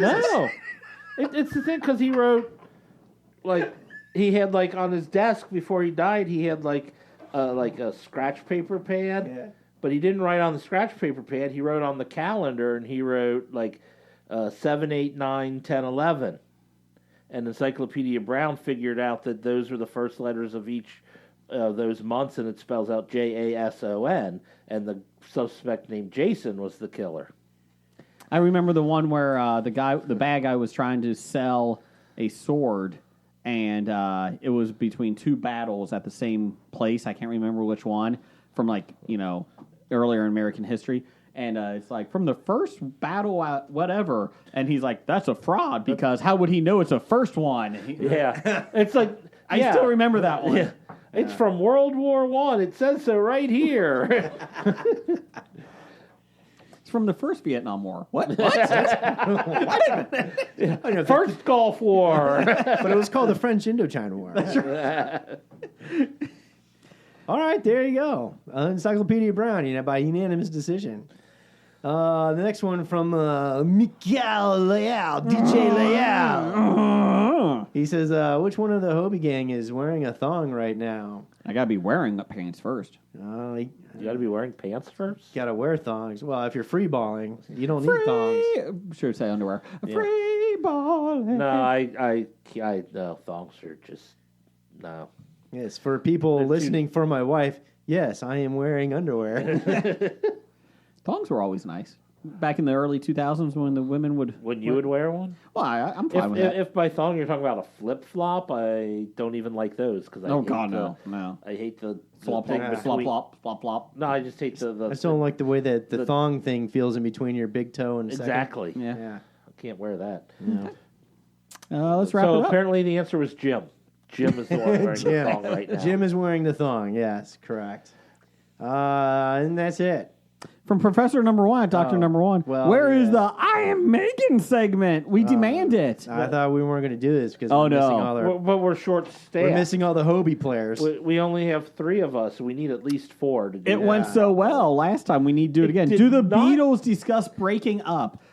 It did not go so well last Here, I'll take. No, I'll do 2 people here. no. Paul is Jeff from the Beatles. No. John is me. George is Blake. Ringo. Oh, we do need 5 people. Damn it! Next week we are doing. I'm Megan. Need Ringo Oh, and Yoko. Megan's coming in too? I'm Megan And Markle. Yoko. Yeah. Buy my art. Buy my art. I'm Megan. I'm upset there's no Linda McCartney in this. Megan. I know she's the one that really broke them up. Linda McCartney? Yeah, gonna Paul hop to McCartney's it? wife. Oh, that was Paul McCartney. You know, Oh my God, that was Heather Mills. Who's married to her 30 years later. No, I'm talking about the chick from Wings. I'm Linda Mills. Linda Mills? Heather Mills? Heather Mills. Oh. Yeah, sorry. she had her own cereal. General? It was called Crunchos. Oh. I got more balls than McElhenney. Michael.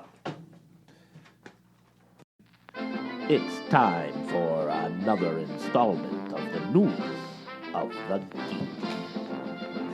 With the shit show that is the world, thank you for listening to us so we can take your mind off of it.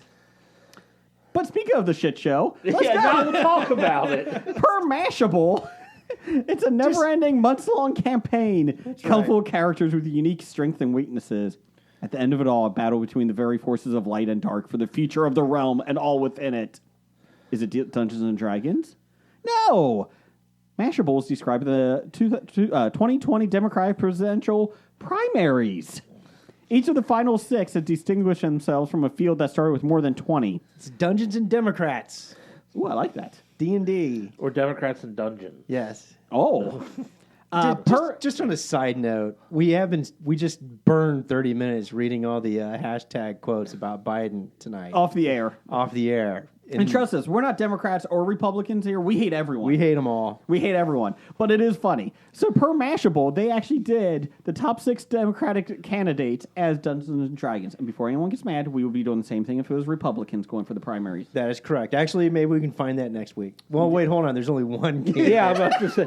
And he 4 is- years ago, they had like 48 candidates. for Trump the is on here. He's the Republicans. dungeon master. Oh, God. No, but if you Google Dungeons and Democrats and Mashable, you can follow and play along, That's folks, right. as Jason reads them through. Former Vice President Joe Biden. Did Biden? He's a wizard, a.k.a. named Joseph the Hopeful. Yes. Using arcane time travel powers, Biden promises to take us back to the days before 2016. Yes. His feat, VP for Obama, 8 years. Senator Bernie Sanders. He's a wizard, yes.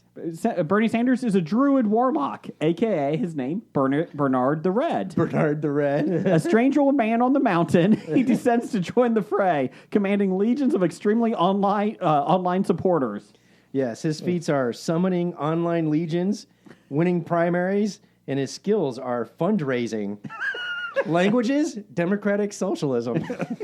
Senator Elizabeth Warren, she's a druid ranger, a.k.a. Liz, Warden of the North. Alongside her trusty golden retriever Bailey, the noble ranger Elizabeth Warren is still persisting. Yes, her skills are persistence, courage, resolve, and she has a psionic bind with the loyal companion, Bailey. Psychic bond. Psychic bond, sorry. Not psionic bind. Psychic bond. Pete Buttigieg, he's a bard. He's the bard. He's Sir Pete of South Bend. I like that one. Sir Pete of South Bend. Whoever created this character went a little overboard with a backstory. He's a gay mayor of a small city in the Midwest, a Rhodes Scholar, and he served in the military.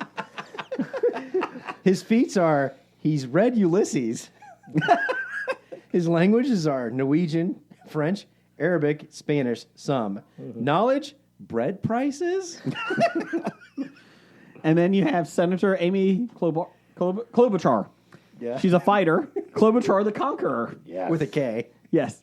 With blunt weapons and a fighter's instinct, she's gone after her opposition without mercy. It's truly clobbering time. Yes. Her feats are wins against Republicans in the Midwest, and her skills are crushing armies or enemies. Knowledge, clobbering. And then Mike Bloomberg, final Paladin, which I think is hilarious. He's got this little short gold armor outfit on. Mike the Magnificent, former mayor, has a lot of treasure in the bank, like at least 750 platinum. Feats, lots of money. Skills, stopping, frisking. Speaks Spanish, and knowledge. He's rich. That's all you need to know.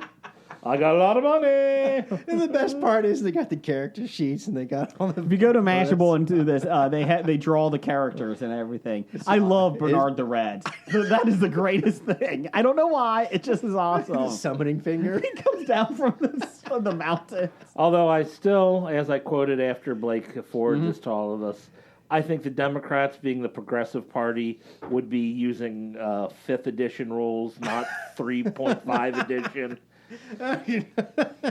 I mean, that's for those conservative. No one's using 4. Nobody uses 4th edition. The Libertarian Party. No, even they don't touch the 4. No, actually, they use Pathfinder. Yeah, probably. It's a tabletop joke. This is the other one. We talk about Peloton.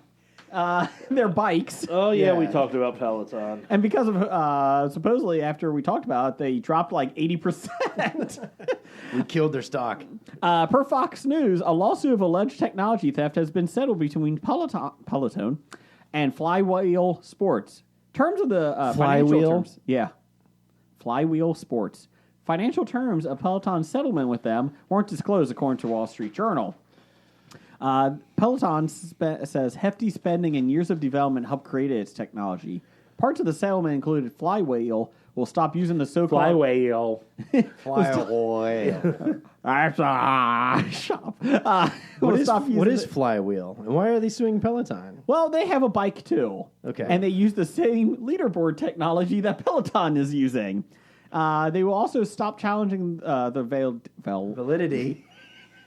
Am I drunk? You tell Peloton's me. patents. Peloton will dismiss the lawsuit against Flywheel in 2018 that they filed in 2018. Basically, Flywheel, current statement, will stop pull all their technology that they stole from Peloton allegedly. So Within if you own a 60 days. Flywheel, you're fucked. Yes. Peloton has more than 500,000 active users. That's a lot of active users. It's a lot of locked up housewives. It's If you Well, believe I the don't know. commercials. Only 1/5 of those have been killed by guns in the last 10 years. Didn't so how Biden many say they got? that? 500,000, and you times that by $2,300. So yeah, Math. Yeah, that's a lot of math. That's a lot of math. Times 2,300. And those are the active users. Think of all the ones that bought the bike and then Putting stopped laundry using on it. They're hanging their dry cleaning on it. Is that considered an active user if you use it to hang your laundry? So there was I follow Humans of New York on Facebook, and they interview, they take photographs. Aliens? No, this photographer takes pictures of just people in New York. What about and they have a orcs, elves, story. and halflings? Anyways, they have Humans stories. of New York. They always have stories, and that's a pretty interesting thing. The one was about Peloton this week, and the Yeah. guy was like, "Yeah, I bought it for my wife and I." Yes, for my wife and I. And he's like, "I used it for the first month, really loved it.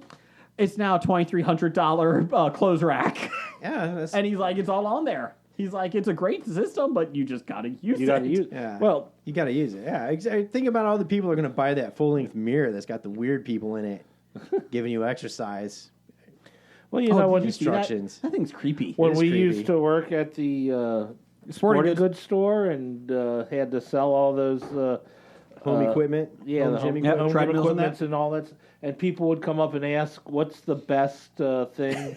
What's the best thing Treadmill. you have to? Not even treadmill, just the best device you have to help lose weight?" And it's like I would say, honestly, the one you would use. It's like you find out which one you would be more willing to use, and that's the one I would suggest you get. And there you go. I mean, all of them, if you use them, you'll lose weight, you'll get into shape. Which one are you more apt to use on a regular basis? At the sporting goods store, we had a lot of people that go, "Which holds clothes the best?" We did have that a lot. Which one has the most room for hangers? See, this one's got a long horizontal bar, which I think you can get more hangers on. This one next to it, that's like at a steep angled. angle. Those hangers will just slide right off. And the Slide right Stairmaster just eats the clothes, so just leave it go. Leave it go. Well, you're not going to actually plug it in, are you? You could put a clothes basket on that tread Maybe two. Do they have handles? or a litter box. Do they have handles? Yeah. Put the litter box on, and it's going on the treadmill. Anyways, finally, per comicbook.com, Dungeons and Dragons used to have rules governing the effects of orgies on players. Tabletop RPG designer Bruce Cordell stumbled across a Dragon magazine article that reflects just how far D&D has come over the last 45 years. Come, I get it. The article titled D&D Option, Orgies Inc. by John Pickens provides dungeon masters with options to get parties to spend a lot in mass quantities. As the title suggests, one option is to have players engage in an orgy. Quote, a lusty indulgence in wine, women, and song. The article gives guidelines for how much gold a player spends. 500 GP, what's that? Gold pieces. Okay, per level. And how long a player can participate. Sounds like a personal thing. Well, yeah. So the higher you are, the more you have to pay to be in the orgy? A number of days equal their constitution points. What's that? That's your like. That's how healthy you are. That's Okay. how healthy you are. Your stamina, health. So Jeff lasted 5 seconds in this world. Well, his player character could last a long time. Yeah. What are you? In the one Yeah. running... He's a I'm- favored soul. Yes, a human favored soul, which is kind of like a Singer? cleric. Oh. A religious... Chosen one from your deity. Okay. Anyways, God reached down and said, you. I choose you. And gave him a lot of don't think- constitutions. you don't think he For had a better orgies. choice? I don't think he did have a better choice. Have you seen the rest of the party? No, I haven't. I was going to go on March 13th. I was all ready to play, and Blake couldn't make it. How long a player can participate? Although these are optional rules, Pickens rolls on orgies with more recent optional rule sets that lays the groundwork for building up romance in D&D storylines. You can also tell this was written back when everyone was assumed to be your stereotypical basement dwelling man. Yeah. Because, yes. indulgences in wine, women, and song. I'm like, oh, so the women aren't allowed to engage in these orgies? Well, let's. I Give me a actually, throuple. I was actually inspired by Thruple. this. It's thruple. Thrubbles. I actually was inspired by this because I found the story and I shared it with Jason, and we're going in. So I'm Yes. like, you know what? You can Google Dungeons and Dragons episode 10 and get the whole Dragon magazine. So for perspective, this is from October of 1977. This article. Okay. And it's volume 2 or issue whatever. So this is like the second year of Dragon magazine, and this guy John Pickens actually goes on to become one of the major acquisition people for TSR, which ran Dungeons and Dragons. That's what I'm getting to. Yeah. So Way to hijack the story, Hold on a Blake. second. I don't know what the rest of this stuff says, but basically what it was is, I guess in local play there's a problem with player character parties hoarding all their gold, and they're trying to find ways to get the player characters to spend it. Now, apparently, this is a problem. Back in the early days of RPG games, so they basically, he comes out and they says, well, you can spend your gold pieces on sacrifices, philanthropies, research, clan hoards, where you give all your money to your clan. Or And, church. Yes, and so they basically came up with, well, the option for orgies is of fighting men like bards and thieves, but excluding paladins, rangers, and monks. Well, yeah, because they're too good to... Yeah, and this Dragon magazine has a report on Gen Con 10, which we're up in the 50s now. And they said they had a record attendance of 4 days, earth-shattering 4 days convention of 6,000 people. Wow. Which Gen Con today in Indianapolis is 4 days with 70,000 people. Yes. So go ahead, I just give you some more perspective in the background. There. Go ahead. The article even provides rules for how an orgy affects players with Psionic psionic drains you. Psionic youth powers, Yeah. because their orgy hangover would, of course, affect their ability to move things with their mind. Oh, I'm so spent. I can't even levitate the wine. Yeah. Dungeon number 10, for you creepy collectors out there, even comes with an illustration of an orgy in process with a group of goblins or orcs carousing with a group of female elves, all who Or are... pixies. They look like And pixies they're all to nude. me. Well, there's not a lot of nudity in this picture, though. But there are a pair of little pixie boobies at the very bottom. But everything else is stealthily covered by arms, legs. But they are nude. They are nude. But it's tastefully It's covered. tastefully done. If you Let's fold say it, it's more tasteful than Michelangelo. if you fold the poster or the two pictures No, it's together... not Mad Magazine. Yes, there's a giant phallus. The article, of course, is a reference to the traditional fantasy trope of brothels appearing in almost every town. Brothels were a more common part of medieval European societies that fantasy settings often emulate, and that they were also seen as a necessary evil, this is the best part, to keep men's libido in check and keep them from committing crimes against innocent women. Jesus Christ. But this is based on history. And Correct. Look how far we've come. Yeah. What, really? Have we come that far? No, we I haven't. have another example of that, but keep See, going. if you let people who are willing to sell their services, then they wouldn't take it out on people who don't want to No. have it. Anyways. No. So you're saying that people shouldn't be allowed to exchange their body for sex. That's what you're Hashtag. Did saying. Biden just say that? Quickies, Skeet Ulrich is leaving Riverdale after the season. Hold on. Keep going. Because prostitution in some European countries was eventually made illegal or moved strictly regulated sex as sex work became under scrutiny by various religion bodies and revivals. Stupid religions. Now remember, a lot of this this is 1977, 78. So all this RPG, TSR stuff is on the cutting edge, and they're trying to establish things, right? Yes. And rules and regulations, etc. And remember the mindset you're in 1978. Because this Dragon magazine will give you a good example, because there's a full-length article in here talking about men and women, average heights and weights, and why men are stronger than women. But remember the context. Correct. Correct. Because if you're a female fighter and you're like, well, how come my guy isn't being blah blah? Yeah. Apparently, there's like, whatever. But anyways, I just think it's a little more equalizing nowadays. So paladins, rogues, and monks can get in their own orgies nowadays. Paladins And can. women can have their own too. Also, this episode is sponsored by, well, not sponsored, but promo, WeBeGeeksPC.com. We're on that website. We are. And they also have their own show. They do. They talk Star Wars, comic books, and everything else. So you should definitely check out We Be Geeks. We Be Geeks. They're also on the Danger Entertainment Network. Danger. Can I put a disclaimer out there too? Yeah. We're not doing any orgy shit in our games. Okay? Oh God, no, we aren't. No. The whole point is we're laughing at this. Yes, I know. I'm just letting people know. All right, there you go. We Be Geeks. They talk Unless Dungeons. in March, Check out We Be Geeks. They don't talk Dungeons and Dragons or Orgies, orgy rules. Yes. Sure. I'm sure they'll be happy with that promo. Yeah. Anyways, moving on. Jeff, you want to do box office news, or are you all good? I can do box office news. Okay, are we doing music? Do you want me to put the music in? No, just keep going. All right.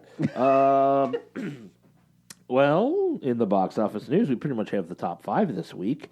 At number 1, Sonic the Hedgehog made another $26.5 million, a total of $107 million, on its $95 million budget. Sonic the Hedgehog is a winner. It is. Winner. They said it's actually not Shockingly. bad. They said it's not bad. Didn't it like double what they thought it was going Yes. to take in the first weekend? So they were stunned, and I was too, because wow, I didn't realize Sonic was relevant to today's. It doesn't children. look good. But it looks better than the originals. That's true. I'm glad they. I think some people went to see it because they wanted to give them credit for just hearing the people when they released that first trailer and they fixed it. I want to see Jim Carrey ham it up. No, no one wants to see that. Number 2, Call of the Wild made another $25 million. Oh, an addition. I'm sorry. Opening weekend of $25 million. An initial $25 million in its opening weekend on a budget of $125 million. I apologize. That was $25 million off from the budget. Yeah. But they were expecting $13 to $15 million, so it made double. Well, That's a whole lot of money to make You know what back they then. could have done was just release it and not spent the advertising money and made probably about the same amount of money. So the interesting part about this is, and again, not to go into the whole thing, but China has a big effect on these movies now because a lot of the theaters are closed in China because of the coronavirus. Yeah. And they're not releasing a lot of these. Oh, yeah. So that's the big thing is like a lot of these movies are not going to, like Sonic the Hedgehog is a big video game thing.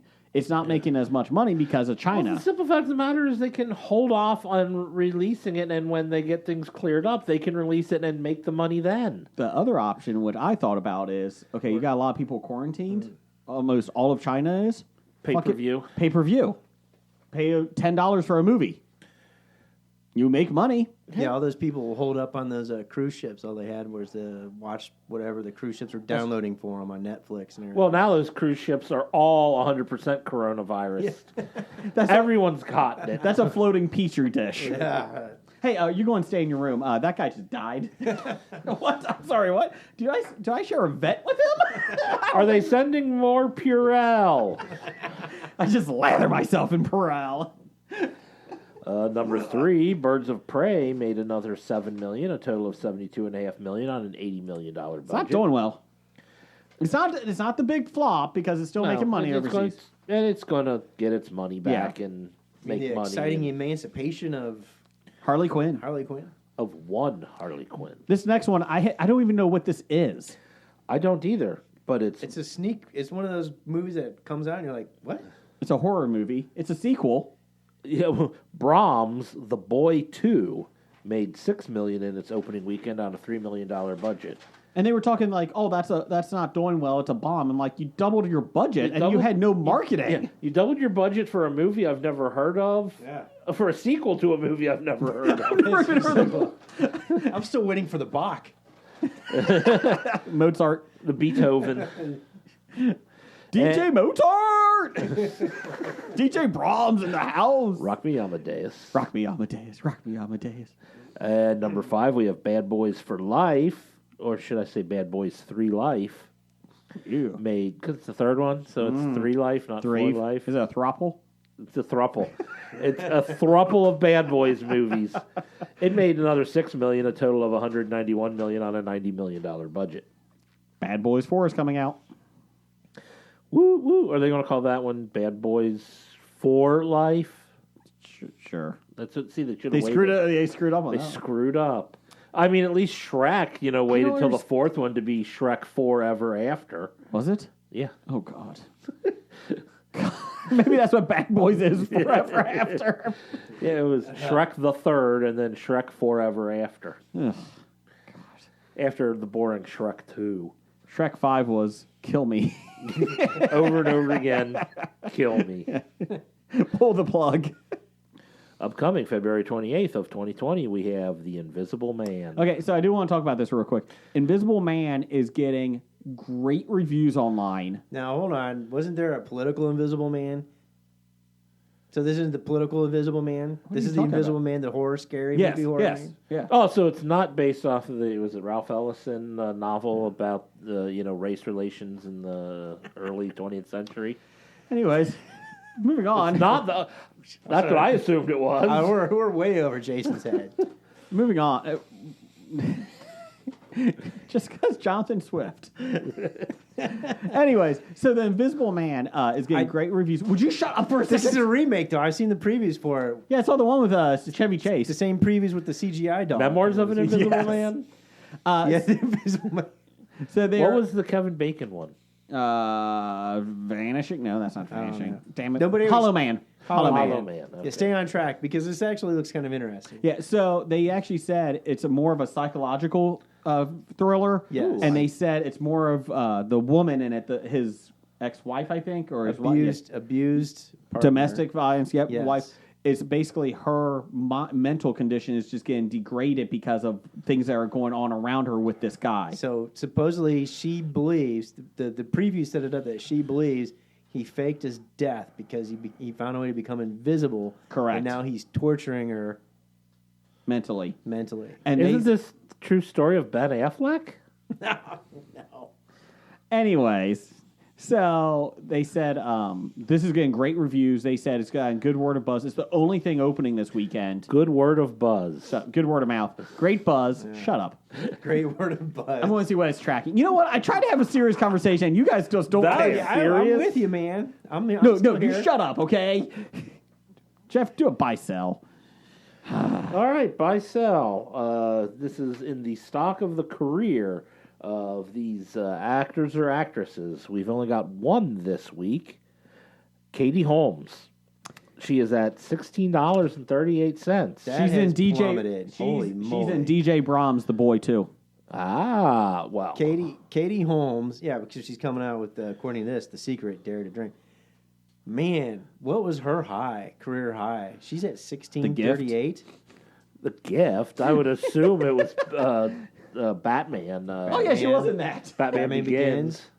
I'm assuming that would have been the high for Katie Holmes. She has The Secret. Is that the Oprah book? I have no clue. I hope not. But she's at 1638. She's at I 1638. wonder what her career high is. And I don't know, but I'm selling. I kind of think 1638 is overpriced. Really? Well, she's only got The Secret, Dare to Dream coming out. Yeah, that's true. She's in a movie that has a $3 million budget. And the Scientologists are going to keep her out of work. Allegedly. Yeah, I'm selling because I don't want any Scientologists attacking me.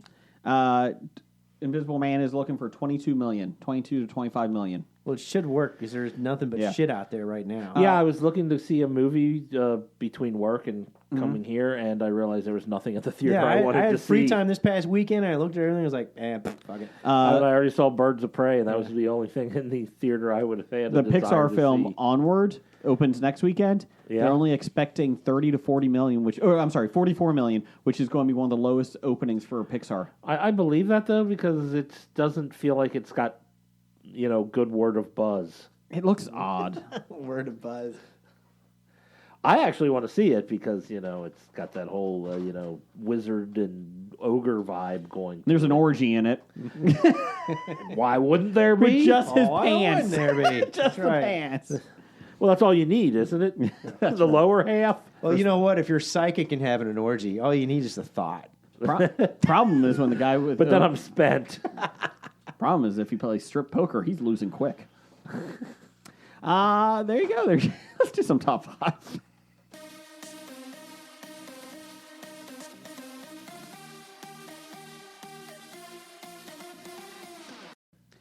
Jeff, before we get to the top five, what are you doing September 11th through the 13th? I'm going to be at the Cincinnati Comic Expo. That's right. Get your freaking tickets right now at the CincinnatiComicExpo.com. VIP tickets are going fast. Yes, get them now. If you hear this, jump on your computer or smartphone. You're probably holding a smartphone. Get on. Get your VIP ticket because you are a VIP because you listen to us. And they're coming out of the gate with some big guests so far, or some really good ones here. And Hobie's going to be there. Oh, yeah. We got some news coming. First off, Tim Sale, Batman: The Long Halloween. Great graphic novel. He will be there. Giancarlo Esposito from The Mandalorian and Better Call Saul and Breaking Bad. Thora Birch from The Walking Dead. Did you just watch The Walking Dead this week? No. Came back. It's on my DVR. I know. I haven't watched it yet. Guess what? Can't see anything, as I heard everybody was bitching about it. Half of the show took place in a cave, which is fine, but it's black in a cave and dark. I can't see anything. It was like a Game of Thrones episode. Moving on. Let's see. So you're just going to skip over everything good Thora Birch did for The Walking Dead? Sorry. She was in Hocus Pocus, Ghost World, Patriot Games, and American Beauty. And the Dungeons and Dragons movie. Roxy the Rancor monster is going to be there this year. I saw that. That's kind of cool. I like that. Timothy Zahn from the Star Wars books. Yeah. The expanded Wrote a lot of universe. the expanded That's universe. that's a nice one. Do you have to bring your own slave Leia outfit? Please don't. No. It's the Rancor. Humberto. Leia didn't get the Rancor. Oh, okay. Sorry. You gotta be the green one. Yeah, you got to be the green lady with the thingies flopping off of your head. Humberto Ramos from The Amazing Spider-Man, Impulse, and Runaways. So yes, they are announcing a lot of them, usually on Wednesday, so be ready for tomorrow. There will be another one. Go to CincinnatiComicExpo.com. Follow us, History of Bad Ideas on Facebook, and we'll still put them out there as well. September 11th through 13th. Get your tickets now. And Jeff, what's our top 5 this week? Our top 5 is television series that got better after season 1. Might have got off to a slow start for one reason or another, but then improved in quality. Beside a Geek had a good question or answer on this one. He said you can tell a lot of sitcoms find their footing after that. Yeah. You know, definitely. Sometimes it takes a while to find the right mix of humor and characters and what they do. So And it's kind of hard for that to exist today because I look how many shows get kinked after not even season. completing a season. well, they've always been that way though. They've always had some stuff canceled after 2 or 3 episodes. But yet, God Friended Me is still on for a second season. Isn't it on for a third now? Oh, jeez, oh, Pete. So we got a huge response on this one. So if we don't get to you, we'll get to you next week. I promise on the listener feedback. I had a hard time coming up with a list. We had a lot of believe it or people not. like this one. Jeff, go ahead. What's your number 5? My number 5, I think I'll just go ahead and start with, a show that everyone says had a weak start, but then really gained popularity, and that's Parks and Recreation. You know what? That was my number 4. So that one, I did not like the first season much at all. Yeah, the first season, then it was only like a 6-episode first season. And the second season, it started finding its way, and it wasn't really until they added Adam Scott and Rob Lowe that it really took off. My number 5, I got a couple of them around here. I got Agents of S.H.I.E.L.D. It was one of those that the later episodes I'm kind of like, but I hung with it for 5 seasons. The first season I was like, not too great. And then like the last 2 episodes of the first season really picked it up. And then the second season was stellar. I liked the first season. I was not a big fan of it. I mean, obviously it was building towards the, turn or whatnot that happened at the end of the first. Or was that the second season that the turn happened? Or First season. first season. So, I mean, that made a big difference. But I enjoyed the first I struggled with the first season. season. I enjoyed it. Blake, number 5? Now, of course, I had to have watched the TV series. I hope so. And this is why it was so tough for me. Usually after the first season, if I don't like it, I don't watch it. But you didn't have anything where you stopped watching it and you just heard so many people liked it that you gave it a second chance and found out, wow, it got better? That is on my number 3, but I didn't watch it religiously. Okay. But I've seen. So what's your number 5? I have seen myself stopping and watching some episodes, So what's your number but 5? I don't watch it religiously. Now, number 5, Cheers. Oh, okay. That's That's a good once they one. moved past the Diane Sam thing and developed all the other characters. Oh, Diane is rough in that series. Cheers was an honorable mention for me Yeah. on that. But, honestly, I think it got better after the 5th season when Diane actually left. But Was it 5 seasons she was on? She was on for 5 seasons. Oh God. Yeah. But I mean, even the 2nd season got better than the 1st season, like when they added like Frasier or whatnot. That's funny because like I'm on season 3 of Netflix because I went back to see if it's still held up from when I remember it, and it's good. But I was expecting. I thought she was gone after 3 seasons. God dang! I got 2 more seasons with her. Yep. It was 5 with her and 6 with Kirstie Alley. Okay. Yeah. It seems longer and shorter the other way, doesn't it? What's number 4? My number 4 was It's Always Sunny in Philadelphia. When I got into it after a couple seasons, then I went back to watch the first one. I'm like, that's kind of rough. But then I started watching it, and I was like, been religious ever since. Did you apologize after watching it? No. I didn't apologize. Good man. No. No, I remember Jason got me hooked. I love yeah. that. You shit. you started like right off the bat. You Yeah. liked it. Yeah. But I remember you were telling me, you were telling me about the show, and then I think we saw like the wild card episode or something. and then you're like, Danny DeVito's joining the 2nd season. Which shocks me still that he's still on it. Number 4 for me was Parks and Rec. Jeff? Number 4 for me is The Simpsons. Oh, that's a good one. That was my number 2. Oh, I'm sorry, I didn't mean to steal it. That's okay. I consider season 1 on the Tracy Ullman show. Oh, okay. I was considering the actual season 1, but and then the first season, it's a little rough. They didn't find their way yet. It right. wasn't until about season 3. And then- 3 through 7 is their sweet spot. Yeah. Then it went downhill again. Yeah. Monorail. My number 3 was Cougar Town with Courtney. Did I give a 3? What's your number 3? I'm sorry. How about you just skipped over it? right over your- My bad. What's your number 3? My number 3 is Jeopardy. It got better when they fixed It the did bad say rules. television series. That is a television. And Yeah. it's a series. I didn't even think of game shows. I didn't either. That's a good one. Son of a gun. The original Jeopardy, like the first run, like whatever money you won, you got to take home with you. Yeah. For everybody, not just the person with the highest okay. amount. So people would get the amount of money they wanted and stop trying to answer questions. I like it.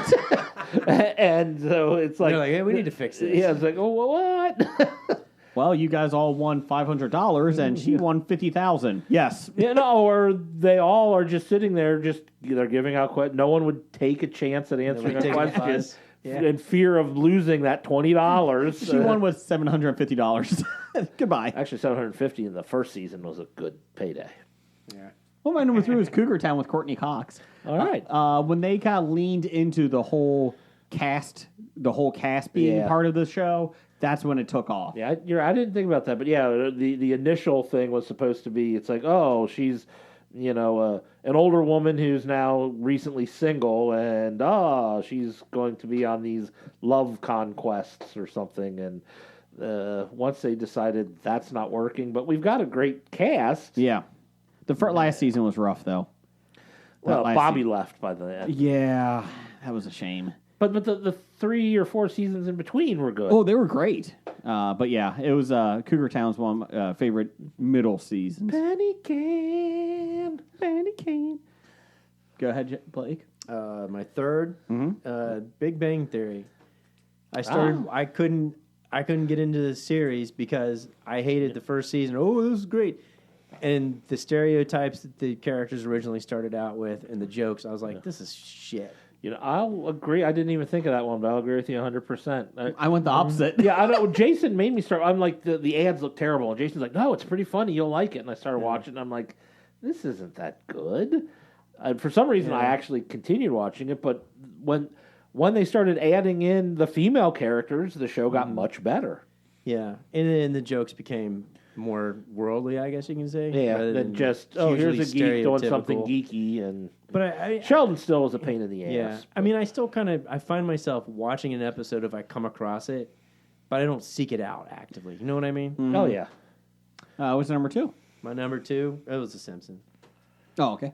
My number 2, Sons of Anarchy. First season was and then second season, I didn't even know if I was going to continue after the first season. And then the second season blew it away. Why? How do you make criminals be good guys? we bring the Nazis in, the white supremacists. That second season was unbelievable. The very first episode, they kidnap Gemma, Jax's mother, and they assault her, and you're just like, fuck these guys, let's go get them. And then by season 7, you're like, fuck Gemma, she needs to die. That fucking bitch. She killed his wife. And then the third season was really rough because they went to Ireland. And then 4, 5, 6, 7 was awesome. So first season, I still was struggling with that whole show. But isn't it good writing with plot over a period of time? It starts with, like in your case, you start with a character that you really like, and at the end you're like, Gemma's got to die. Yeah. It's almost like Jaime Lannister in Game of Thrones. He's an abhorred character from episode 1, season 1, and then by the end you're like rooting for him, but not as much in. Not so much as the Not show so much as as the book. it shows the book, but But yeah. you were still people like there's no reason in hell anyone should have been rooting for him. Correct. Based on what he did early in the And show. that is true because Ron Perlman's character, Clay, he was awesome first season, and then you're like, by after that, you're like, this guy needs to fucking die. Yeah. He's another one that was like, man, this guy's an asshole. And I think that's good writing when you can take characters like that. You root for them, then by the end you're rooting against them, or you're rooting against them at the other end spectrum. Then you're rooting for them. Kurt Sutter was the creator of Sons of Anarchy, and he did the Mayans spinoff. And Mayans has come back for a third season without Kurt Sutter. FX said, get the fuck out. Oh. There was a big fallout. So Kurt Sutter was not very nice to them, supposedly. But we'll see. Number 2 for you, Jeff? My number 2 is Star Trek: The Next Generation. I've heard that. I saw that on a lot of people's lists. It's pretty much, if Riker doesn't have a beard, it's not going to be a good episode. Okay. So after Riker got a beard and they got rid of Wesley, the show was better. Wesley! Shut up, Wesley. What's your number 1? My number 1 is Breaking Bad. I've heard that about that. I've never seen Breaking Bad, but I heard the first season, if you get past that. Yeah, it's not necessarily a bad season. It's just it's very slow building and it's hard to get into. And so once everything is set up, the second season, the ride starts. Yeah. But because it was one that I hadn't watched and everyone was talking about it, and I'm like, all right, I'm going to sit down, I'm going to give it a chance, and I almost quit it during the first season because it was taking a little long to get into. But once I Does his buddy, the detective, die in season 1? Is that season 1 where he dies? no, that's like the last season. No, his detective buddy starts figuring out he's the That's dude. the last season. Oh, it's the last season? That's Dexter. No. Well, because, yeah, you're right. I never got into Breaking Bad. Yeah. And I watched like 1 or 2 episodes a season. And then I watched the last 2 episodes in the finale. I'm like, that's all I needed to watch. I probably No, it denied was- myself a lot of good stuff, but now I know how it ends. No, it's like his brother-in-law who works for the DEA or whatever. Eventually, when figures it out with like 6 episodes left. All right, yeah, I saw that one. Let's see here. My number 1. Then the pizza on the roof. The Pizza on the Roof was great. My number 1 is Seinfeld. That's Honorable my number mention. 1. I love Seinfeld, and I will watch. I think I've seen every episode at least 20 times, and I still watch it all the time. Yeah. That first season's rough to get through. It is. Actually, they don't really get good until season 4. Yeah, I will agree with you. But Season my favorite 3. episode is season 2 episode. Which one's that? The Chinese restaurant. That is a good one. That is a good one. Season 2 has marks of what it will become. What it will become. And then season 3, they're getting a lot better footing. And then season 4 is when they hit their groove. Yeah, they hit the groove. 4 and it through keeps 7. Going. Yeah. And you know what? Even 8 and 9 have some really good episodes. Like 9 has some episodes that I thought were earlier. And it's Yeah. like, oh no, it is that. Yeah, exactly. It's like was it? I can't remember season 1. Was it the one where Jerry and George hang out at the elevator in the building all day so he can meet the hot chick he Yes, ran into her? yes. That is the funniest 20 minutes in television I've seen in a long time. He meets her at the birthday party for Yeah. Elaine's friend. I just watched that episode a couple days oh ago. man, it's a great one. You can always tell when it's going to be a weaker Seinfeld, though, when he's got the more stand-up jokes in between. Oh, yeah. Yeah, they got because it more was of the like every stand-ups. commercial break or whatever, they went Yeah. to like a clip or something. And then they just stopped doing it completely. I had 3 honorable mentions. I had They didn't have to rely on it anymore. Well, yeah. thank God, because it did break up the flow. Yeah, it did. I had quick honorable mentions. I had Fringe, Brooklyn Nine-Nine, Really, I thought Fringe. I thought you liked Fringe, the I first love. I do season, like and it, but it got worse. a lot better. Oh, I thought it slowly dropped off for you. Season 4 is a little rough. Brooklyn Nine-Nine. Nine-Nine! Still have yet to get into that. Love that show. And 6 Feet Under. 6 Feet Under. 6 Feet Under, I probably would agree with because it's one of those where I watched the first couple of episodes and couldn't get into It's it. a slow burn like Breaking Bad. Yeah. Real quick here, intern Hackney, he had WKRP in Cincinnati, number 5. What? That was great right off the bat. House of Cards, Game of Thrones, Person of... Game of Thrones had a great season 1. It ends with Ned Stark getting beheaded. Yeah. Did he mean episode 1 where it was a lot of exposition was tough? But even that ended with... It ended with Jamie Lannister pushing Bran out the window. You know? Things you do for love. Person of Interest. That was actually, yeah. And Walking Dead. Wait a minute. Have you watched Walking Dead recently? Hold on. But he said it was tough to get into in the first season, Yeah. but then the second... and I'm he's not saying that it didn't go back downhill, but I think... It got better, right? So it got It better. got after better. season one. I hope it got better from the first episode. That's all I watched, and I was bored. with Honorable mentions: The Office, Parks and Rec, and Seinfeld. it. Oh, yeah, I meant to put The Office as an honorable mention. Big Dev, the side guy, had Cheers, Frasier, Golden Girls, Empty Nest, and I'm not going to Hobie that shit on number 1. King of Queens and Kevin Can Wait. Fuck you. Doctor Number 1. No offense. Kevin Can Wait did not get better. It got after the worse first season. progressively. Doctor Number... Hey, weren't you married? Nope. Doctor Number 1 had Quark, Manimal, Automan, Firefly, and Salvage 1. Okay, so Doctor Number 1 is fired. Kevin and Cincy Explorer had Night Court, Parks and Rec, Oh, I forgot about Night Court. I like that show. Seinfeld, Cheers, and The Walking Dead. He just didn't like Selma Diamond. Yeah. Honorable mentions: he had Office, West Marky Wing, Post. Ed. Well, Marky Post wasn't in the first 2 seasons. Oh, she wasn't. Marky Post. That's why it got better. Yeah. Here's one, Ed. I forgot about that show. I remember Ed always being good, though. I don't remember a bad episode of Ed. Let's see. Stork had almost any successful sitcom gets better after season 1. Parks and Rec, The Office, Simpsons, Seinfeld, Brooklyn Nine-Nine. That was a lot of ours. That's some overlap there with Stork. I'm surprised. Jimmy, Oh, co-host, had The Muppets, Police Squad, Undeclared, Freaks and Geeks, and Firefly. Wait a minute. They all ended in one season. You son of a... You jerk. I hate you. Niecy, at Niecy72, she had Happy Days, Laverne and Shirley, What? Happy Days was better in the first season. Alice, One Day at a Time, Valley Bird and Nellie, enough said, Newhart. This isn't a list, I'm just rambling. Also, 1980s sitcoms. Newhart, I can agree because they replaced the Julia Duffy came on to replace the one lady, and the different. They had the scummy guy who ran the Minuteman Cafe, and then he sold it to Larry Darrell and Darrell in the second or third season. So that's when that got better. So I'll agree with Newhart. Happy Days, no. Once they started adding shows about Fonzie, it went downhill. So we have a lot more we will get to next week on our show. We just can't find it right now. No, we have a lot. Also, Patrick Capel had the A-Team. So But the A-Team had what's her name in the first season, and they got rid of her. Oh, the contact or Yeah, journalist the contact journalist lady. contact lady, Yeah. whose initials were AAA. Who better for the A-Team? Who better? Yeah. So we'll get to that. Bad idea of the week. Number 821. Watching the Democrat debate. Watching, well, pretty much watching any of the debates. Watching the Republican debate. or being watching part of the debates. Watching the Libertarian debate. Watching the Constitution Party debate. Libertarians don't take part in debates. Roger says goodbye. Goodbye. Walking Dead to Talking Heads, from comic books to TV sets, there's a history. It's not so bad. There's the history.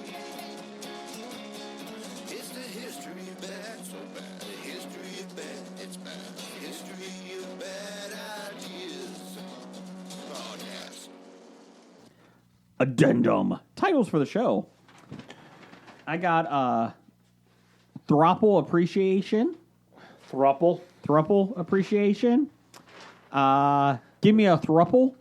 I like that one. You got a lot of thruple. That's the only two I had. I stopped after that because I thought, DJs and cheese. ooh. I had Good Word of Buzz. Good word of buzz. I Screw you. had Private Toilet Area.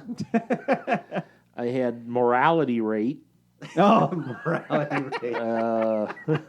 And then I had Tribute DJs, DJ Piccolo or DJ Head Cheese, or cheese-based DJ names. come on, DJ's over there. Well, we kind of talked a lot about DJs for a while. In the hose. Tejuta queso. And I also got high-end, low-budget crap. Low budget crap. I like morality rate. I kind of like Morality Rate, too. Blake? Morality rates. Change approved. Goodbye. You are listening to a Hobie.